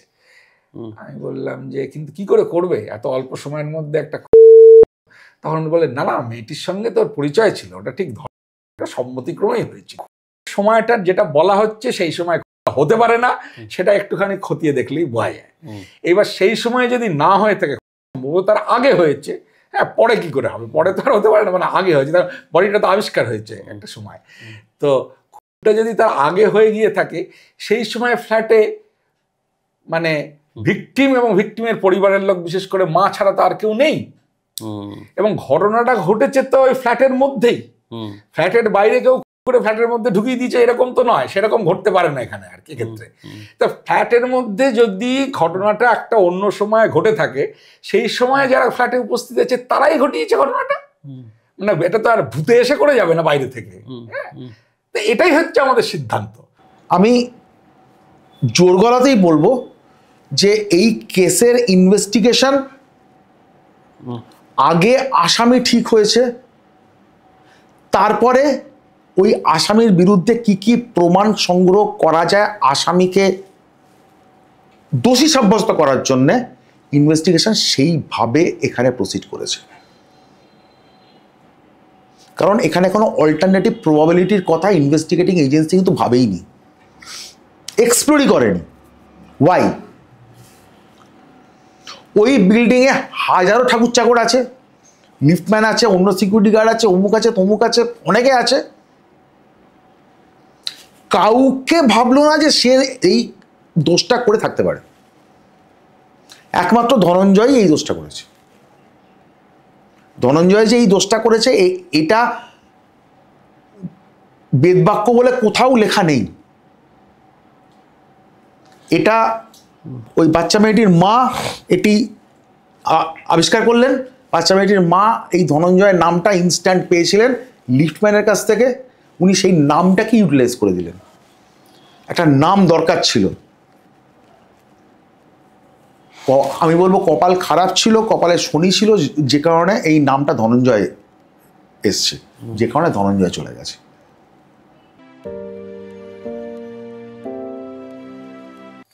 যদি একটা সেন্টেন্সে বলতে বলা হয় ধনঞ্জয় গিলটি অর ইনোসেন্ট, আপনার কি বক্তব্য? Dhananjay was innocent. I mean, there is no question about that. It was a serious miscarriage of justice. We have hanged an innocent. আমার ব্যক্তিগত মত সেই সময় একরকম ছিল। আমার মত মনে হয়েছিল যে এই লোকটি হত্যা করেনি এবং এর ক্যাপিটাল পানিশমেন্ট যে রায় সেটা খুব বাড়াবাড়ি, এবং দেশের প্রেসিডেন্টকে বোধহয় ও 3 বার অ্যাপিল করেছে। আমার যতদূর মনে পড়ছে যা বলেছিল, যে দেশের প্রেসিডেন্টের তখন উচিত ছিল যে এটা তার আবেদন মঞ্জুর করা, কিন্তু তার আবেদন মঞ্জুর হয়নি, তাকে ফাঁসি দেওয়া হয়েছিল। হ্যাঁ, তো আজ আফটার লং 30 years এখনও আমি মনে করি যে ধনঞ্জয়ের ফাঁসি হওয়া উচিত হয়নি। ভয়ের ফ্যাকাশে মুখ কেমন অচেনা লাগে যখন জানি মৃত্যু ভালোবাসা ছাড়া আর কিছুই নয়। ধনঞ্জয়ের ফাঁসি যেদিন হয়েছিল সেদিন উপস্থিত বেশ কিছু জেল অফিসারের পরবর্তীকালের স্টেটমেন্ট থেকে আমরা জানতে পারি যে মৃত্যুর ঠিক আগে ধনঞ্জয় নাকি গান গেয়ে উঠেছিল এবং সে উপস্থিত সকলকে বলেছিল তার গানের সঙ্গে গলা মেলাতে। এবার আপনি বলুন যে এই আফটারম্যাথটা, অর্থাৎ 1990 সালের পর 1990 থেকে 2004 এই 14 বছর ধনঞ্জয় জেলেই ছিল। হ্যাঁ, কন্টিনিউয়াসলি জেলে ছিল, কারণ ও তো একবার পালিয়ে গেছে, সুতরাং ওকে তো ছেড়ে দেওয়ার কোনো প্রশ্নই ওঠে না। অ্যাবসকন্ডিং এর এভিডেন্স থাকলে কখনো বেল হয় না যদি কনভিক্টেড হয় কেউ। আচ্ছা, এইবার তাহলে ওর হঠাৎ ও বোধহয় 2 বার রাষ্ট্রপতির কাছে, না 2 বারের অনেক বেশি, রাজ্যপালের কাছে করেছে, রাজ্যপালের কাছেও করা যায়, রাষ্ট্রপতির কাছে করেছে, সুপ্রিম কোর্টেও কিউরেটিভ পিটিশন করেছে, অনেকবার করেছে। তাহলে ফাঁসিটা কেন এতদিন বাদে হলো, 10 বছর বাদে কেন হলো? ওকে, এটা যেটা ঘটেছিল, ও একটা অ্যাপ্লিকেশন করে, একটা সময় বিভিন্ন জায়গায় ও মার্সি পিটিশন করছিল, এরকম একটা মার্সি পিটিশন করে যে মার্সি পিটিশনটা কোনো কারণে ব্যুরোক্রেটিক কারণে সেটা সম্ভবত ধামাচাপা পড়ে গেছিল। হ্যাঁ, এবং সেই ধামাচাপা পড়ে যাওয়া মার্সি পিটিশনটা উঠছিল না এবং ওকে নিয়েও কেউ মাথা ঘামাচ্ছিল না। আমাদের দেশে এরকম বহু বন্দী আছে যারা ডেথ রোতে রয়েছে কিন্তু তাদের ফাঁসি হচ্ছে না। এটা আমাদের দেশে বিভিন্ন জেলে খুঁজলে এরকম প্রচুর পাওয়া যাবে। ইনফ্যাক্ট দিল্লির ন্যাশনাল ল ইউনিভার্সিটি এই ধরনের ইনমেটদের নিয়ে একটা বিরাট রিসার্চ করেছে এবং তাদের সম্পর্কে ওরা একটা বড় রিপোর্ট তৈরি করেছে আর কি। এটা যে রিপোর্টটা ইজ ভেরি ফেমাস, এখন লয়াররা অনেকেই সেটা ব্যবহার করেন কোর্টে আর্গুমেন্টের জন্য আর কি। হ্যাঁ, তো কাজে ধনঞ্জয় সম্ভবত দীর্ঘদিন ফাঁসির জন্য অপেক্ষা করে করেই একদিন জেলে মরে যেতে পারতো আর কি। সেটা যে একেবারে অসম্ভব তা নয়। কিন্তু এর মধ্যে একটা ঘটনা ঘটে। ওই পুরুলিয়া অস্ত্রবর্ষণ ঘটনায় পিটার ব্লিজ যখন অ্যারেস্টেড হয়, তিনিও ওই ধনঞ্জয় যে ছেলে ছিল ওই জেলে ছিলেন। আচ্ছা, এবং ধনঞ্জয়ের সঙ্গে ওনার কিছু কথাবার্তা হয় এবং উনি তো ইটালি থেকে আসা লোক। হ্যাঁ, কাজেই উনি ধনঞ্জয়ের সঙ্গে কথাবার্তা বলে ওনার কেসের ডকুমেন্ট দেখে ওনার মনে হয় যে এই কেসটা খুবই খারাপভাবে সাজানো একটা কেস, ওর ফাঁসি তো দূরস্থান, ওর শাস্তি হওয়ারই কথা নয়। সেটা সত্যি, মানে আমরা তো তাই জন্যই বলছি যে সে নির্দোষ ছিল আর কি। হ্যাঁ, তখন তিনি একটি মার্সি পিটিশন ওকে লিখে দেন, লিখে দিয়ে বলে তুমি এখনই এটা করো যাতে তোমাকে ছেড়ে দেওয়া হয়। এবং ধনঞ্জয় তখন লাফিয়ে পড়ে সেটা করে, এবং তখন ওই পুরনো সমস্ত কাগজপত্র আবার খুঁজে বার করা হয়, ধামাচাপা পড়ে যাওয়া জিনিসগুলো। আর সেই সময় সরকার বিভিন্ন কারণে একটুখানি অস্বস্তিকর পরিস্থিতিতে ছিল। এই মহিলাদের উপর অত্যাচার নিয়ে কিছু স্ট্যাটিস্টিক্স বেরোয় যেগুলো ওদেরকে একটু অস্বস্তির জায়গায় ফেলেছিল। হ্যাঁ, এবং তারপরে এই আর কি কিছু বিভিন্ন ধরনের গোষ্ঠী থেকে বিভিন্ন রকম দাবি দেওয়া এসবগুলো থেকে এসেছিল।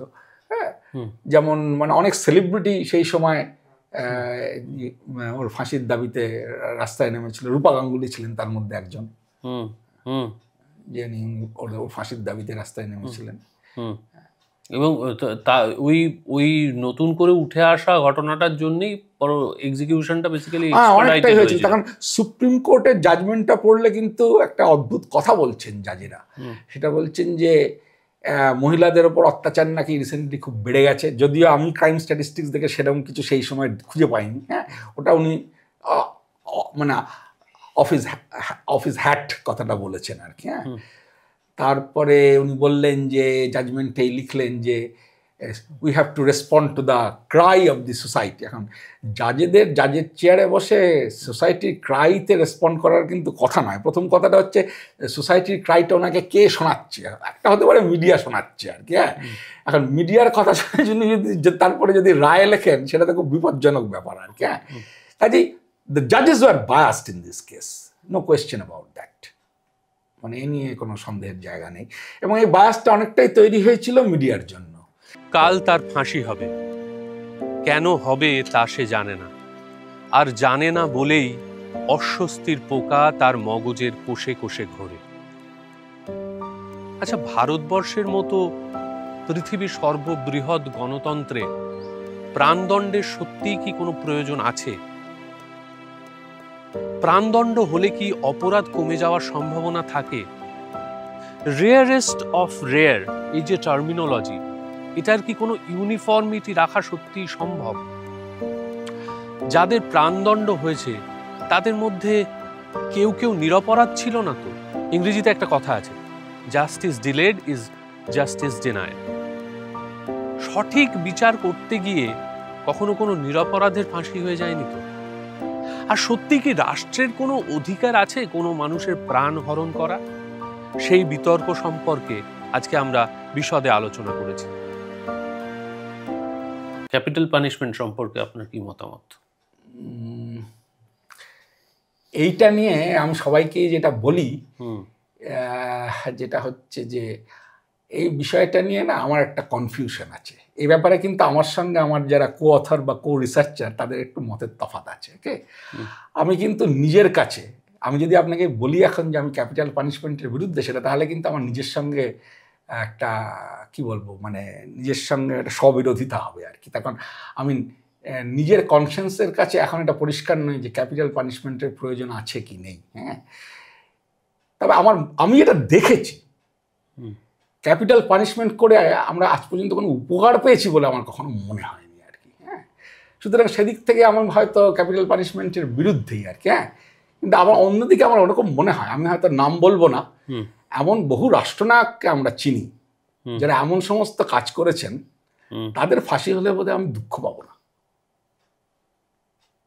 এটাই আমার বক্তব্য। মানে ক্যাপিটাল পানিশমেন্টটা কি এই ধনঞ্জয়ের মতো লোকেদের জন্য শুধু, তা তো সেভাবে তো আমি দেখছি না আর কি। হ্যাঁ, মানে যে লোকটা অজস্র লোককে বিভিন্নভাবে খুন করেছে তার রাষ্ট্রনায়কত্বের অধিকার থেকে বা রাষ্ট্রনায়িকার অধিকার থেকে আর কি, তারপরে তাকে যদি আমরা ফাঁসি দিই, সেটার জন্য আমি বোধহয় দুঃখ পাবো না, কষ্ট পাবো না। ক্যাপিটাল পানিশমেন্ট বিষয়টা তো খুব বিতর্কিত এই কারণে যে এটা ভালো না মন্দ, এটা ঠিক না বেঠিক, এটা বলা খুব মুশকিল। এটা নিয়ে দীর্ঘদিন একটা ডিবেট চালু রয়েছে যে ক্যাপিটাল পানিশমেন্ট হওয়া উচিত কি উচিত নয়। এখন ক্যাপিটাল পানিশমেন্ট হলে অপরাধ শেষ হয়ে যাবে এমন কোনো কিন্তু প্রমাণ এখনও অবধি আমরা পাইনি। আমি আমাদের রাজ্যের কথাই বলি, আমাদের রাজ্যে সাম্প্রতিক অতীতে একটি ধর্ষণ, খুন এবং এর অপরাধে একজনকে অভিযুক্ত করা হয়েছিল এবং তাকে ক্যাপিটাল পানিশমেন্ট দেওয়া হয়েছিল, ফাঁসি হয়েছিল তার। সেটা আজ থেকে প্রায় আমি বলছি যে বছর 30-40 আগে। কিন্তু 40 বছরের মধ্যে গত 40 বছরে যে অনেক সংখ্যক খুন হয়েছে, ফলে ক্যাপিটাল পানিশমেন্ট যে এই অপরাধ নির্মূল করে দেয় এই তত্ত্ব খুব একটা ধোপে টেকে না। ফলে এখন ক্যাপিটাল পানিশমেন্টের অনেকে চান যে দৃষ্টান্তমূলক শাস্তি। দৃষ্টান্তমূলক শাস্তি মানে হচ্ছে ক্যাপিটাল পানিশমেন্ট, মানে যাবজ্জীবন কারাদণ্ডেও তারা খুশি নন। তারা মনে করেন যে, যারা চান আর কি, তারা মনে করেন যে যদি ক্যাপিটাল পানিশমেন্ট দেওয়া হয় কোনো অপরাধীকে তাহলে এই অপরাধ আর থাকবে না। হ্যাঁ, এটা তারা মনে করেন, এটা তারা বিশ্বাস করেন। এই বিশ্বাসের কোনো যুক্তি আজও অবধি আমি খুঁজে পাইনি এবং সেই কারণে আমি কিছুতেই বলতে পারছি না যে ক্যাপিটাল পানিশমেন্ট হওয়া উচিত কি উচিত নয়। এটা খুব জটিল প্রশ্নের উত্তর, কারণ এরপরে যদি ধরা যাক, যদি আমরা ক্যাপিটাল পানিশমেন্টের বিকল্প যদি কিছু ভাবি, সেটা হচ্ছে যে একটা যাবজ্জীবন কারাদণ্ড, লাইফ প্রিজনমেন্ট। হ্যাঁ, এখন তাহলে কি সেই অপরাধী পরিবর্তিত হয়ে যাবে? তারও কিন্তু কোনো গ্যারান্টি নেই। ফলে এইটা একটা খুব কঠিন এবং একটা তর্কের বিষয় যে ক্যাপিটাল পানিশমেন্ট হওয়া উচিত কি উচিত নয়। আমার নিজের মত অনুযায়ী, আমাকে যদি আমার ব্যক্তিগত মত বলতে বলা হয়, তাহলে আমি সত্যি সত্যি ক্যাপিটাল পানিশমেন্টের বিরোধী। আমি ক্যাপিটাল পানিশমেন্টে বিশ্বাস করি না। আমি মনে করি যে মানুষ পরিবর্তিত হতে পারে, তাকে সেই সুযোগ দেওয়া উচিত, এইটুকুই। ক্যাপিটাল পানিশমেন্ট নিয়ে ইদানিং একটা আলোচনা হচ্ছে। আমি প্রথমেই যেটা বলতে চাই, আমাদের আগেকার যে দৃষ্টিভঙ্গি ছিল যে কোনো একটা অপরাধ করলে পানিশমেন্ট, সেই দৃষ্টিভঙ্গি থেকে আমরা কিন্তু এখন সরে এসেছি। আমরা এখন পানিশমেন্ট আমরা ইউজ করি না। তুমি যদি আলিপুরে যাও, তো আমাদের এখানে কলকাতাতেই প্রেসিডেন্সি জেলের সামনে তুমি দেখবে কারেকশনাল সংশোধনাগার। অর্থাৎ আমরা কেউ যদি অপরাধ করে তাকে শাস্তি দেওয়ার থেকে তাকে সংশোধন করে তাকে যদি আমরা সমাজের মূল স্রোতে ফিরিয়ে আনতে পারি, আমরা কিন্তু সেই চেষ্টাটাই করি। এটাকে আমাদের আইনের ভাষায় বলা হয় রেস্টোরেটিভ জাস্টিস। তাকে রেস্টোর করছি, আবার রেস্টোর করা। একটা মানুষ যখন কোনো একটা অপরাধ করছে, তার কোনো একটা সাইকোলজিক্যাল প্রবলেম বা তার কোনো একটা পারিপার্শ্বিক পরিস্থিতির শিকার হয়ে বা তার আপব্রিঙ্গিংয়ের কোনো একটা সমস্যা থেকে বা বিভিন্ন কারণে সে একটা অপরাধ করছে বা অপরাধ প্রবণতা তার মধ্যে তৈরি হচ্ছে, তাকে 5 বছর জেলে রেখে শাস্তি দিয়ে আমার সমাজের কোনো উপকার হবে না। আমি যদি সেই মানুষটাকে সমাজের মূল স্রোতে ফিরিয়ে আনতে পারি, তাহলে সেই মানুষটারও যেমন একটা উপকার হবে, আমাদের সমাজেরও সেরকম একটা উপকার হবে। ফলে শাস্তি ব্যাপারটা কিন্তু, শাস্তি কনসেপ্ট থেকে আমরা আস্তে আস্তে কিন্তু সরে আসছি। তাহলে এই শাস্তি কনসেপ্ট থেকে যদি সরে আসি, তাহলে মৃত্যুদণ্ড, এই যে দণ্ড কথাটা ইউজ হচ্ছে, এইটাকেও কিন্তু এখানেও কিন্তু আমার আপত্তি আছে যে একজন মানুষ, আমি এটা করেছি বা আমি একটা সাংঘাতিক কোনো একটা অপরাধ করেছি, ফলে আমাকে শাস্তি দেওয়া হলো, আমাকে ফাঁসির দড়িতে ঝুলিয়ে দিয়ে, এবং এটা সমাজের কোনো একটা পারপাস, আমাকে শাস্তি দিয়ে সমাজের কোনো উন্নতি একটা কিছু সার্ভ করছে, এটা কিন্তু হতে পারে না। ফলে সেই অর্থে দেখতে গেলে ক্যাপিটাল পানিশমেন্ট হয়তো আজকে খুব একটা যৌক্তিকতা নেই। কিন্তু অন্য দিক থেকে আমি যদি এটাকে দেখতে চাই, যে আমরা যারা সমাজবদ্ধ প্রাণী, সামাজিক প্রাণী, আমরা একটা দেশে আছি, আমরা সুস্থ স্বাভাবিকভাবে শান্তিপূর্ণভাবে থাকতে চাই, সেখানে সমাজে যদি একজন ক্রিমিনাল সে যদি ফ্রিলি ঘুরে বেড়ায় এবং যে ক্রিমিনালকে আমি কোনোভাবে রেস্টোর করতে পারছি না, তাকে সমাজের মূল স্রোতে আমি ফিরিয়ে আনতে পারছি না, এবং ধরে নেওয়া হচ্ছে যে সেই ক্রিমিনালের, সেই অপরাধীর কোনোভাবেই তার রেস্টোরেশনটা সম্ভব নয়, তাকে সমাজের মূল স্রোতে ফিরিয়ে আনাটা সম্ভব নয়। সমাজের মূল স্রোতে তাকে ফিরিয়ে আনলে সে আবার আমাদের সোসাইটিকে হার্ম করবে। আমরা যারা সমাজে রয়েছি, আমরা শান্তিপূর্ণভাবে পিসফুলি যারা থাকতে চাই, তাদের কোনো না কোনোভাবে আবার কোনো একটা হার্ম করবে, আবার কোনো একটা অপরাধ করবে। তখন তাকে for the sake of the society তাকে আমরা সোসাইটি থেকে এলিমিনেট করি। ডেথ পেনাল্টি বা ক্যাপিটাল পানিশমেন্ট বা মৃত্যুদণ্ড, তুমি যেটাই বলো, সেটা হচ্ছে ইরিভার্সেবল। রাইট। আজকে আমাকে কোনো একটা দোষে 14 বছরের বা 25 বছরের বা 2 বছরের জেল দিল, যদি কোনো কারণে দেখা যায় যে সেই সেন্টেন্সে কোথাও ভুল হয়েছে, সেটাকে তুমি সঙ্গে সঙ্গে কারেকশন করার তুমি সুযোগ পাচ্ছ, সবসময় সুযোগ থাকছে, কারণ আমি মানুষটা জ্যান্ত, আমি জেলের ভেতরে রয়েছি। কিন্তু এখানে যেখানে ক্যাপিটাল পানিশমেন্ট এক্সিকিউট হয়ে যাচ্ছে, আফটার এক্সিকিউশন, এখানে যদি তোমার কোনো ভুল থেকে যায় বা কোনো সন্দেহের জায়গা যদি থেকে যায়, যে সন্দেহ থেকে যদি মনে হয় যে আরেকবার জিনিসটা খতিয়ে দেখা উচিত, তুমি খতিয়ে দেখতে পারো। তুমি হয়তো আগেকার ভুল মেনে নিয়ে বললে যে হ্যাঁ আমার আগেকার ডিসিশনটা ভুল হয়েছে, এখনকার ডিসিশন এইটা, এই লোকটাকে যে মৃত্যুদণ্ড দেওয়া হয়েছিল, ফাঁসি কাটে ঝোলানো হয়েছিল, সেই ফাঁসি কাটে ঝোলানোটা আমার ঠিক হয়নি, সব তুমি করতে পারো, কিন্তু লোকটাকে তুমি ফিরিয়ে আনতে পারো না। এটা আমরা পারবো না। कितना ख्वाफ होता है शाम के अंधेरों में, पूछ उन परिंदों से जिनके घर नहीं होते। আমি জানি না আজকের পর্বটা কেমন হলো। অন্যান্য পর্বের থেকে এই পর্বটা কিঞ্চিত আলাদা ছিল। তবে বিশ্বাস করুন, কাউকে আঘাত করা, ডিফেম করার কোনো চেষ্টা এর মধ্যে নেই। ধনঞ্জয় সম্পর্কে পড়তে গিয়ে আমাদের মনে বেশ কিছু সন্দেহ তৈরি হয়েছিল। সেই সন্দেহগুলোকে কাটিয়ে উঠবার জন্যেই আমাদের মনে হয়েছিল একটা পর্ব তৈরি করা প্রয়োজন। এই বিতর্কটাকে আমাদেরও একটু অ্যাড্রেস করা প্রয়োজন। সেই কারণেই আমরা সম্পূর্ণ পর্বটি তৈরি করেছি। আমরা যাদের সঙ্গে কথা বলেছি তারা এই সমগ্র পর্ব নিয়ে অসম্ভব গবেষণা করেছেন। তাদের মতামত আপনাদের শোনালাম, কিন্তু আপনাদের কি মনে হচ্ছে? আর এই পুরো পর্বটির শেষে আমার ব্যক্তিগতভাবে সেই দুজনের প্রতি গভীর সমবেদনা রইল। যে মেয়েটির প্রাণ অকালে ঝরে গেছে, তার আত্মার চিরশান্তি কামনা করি।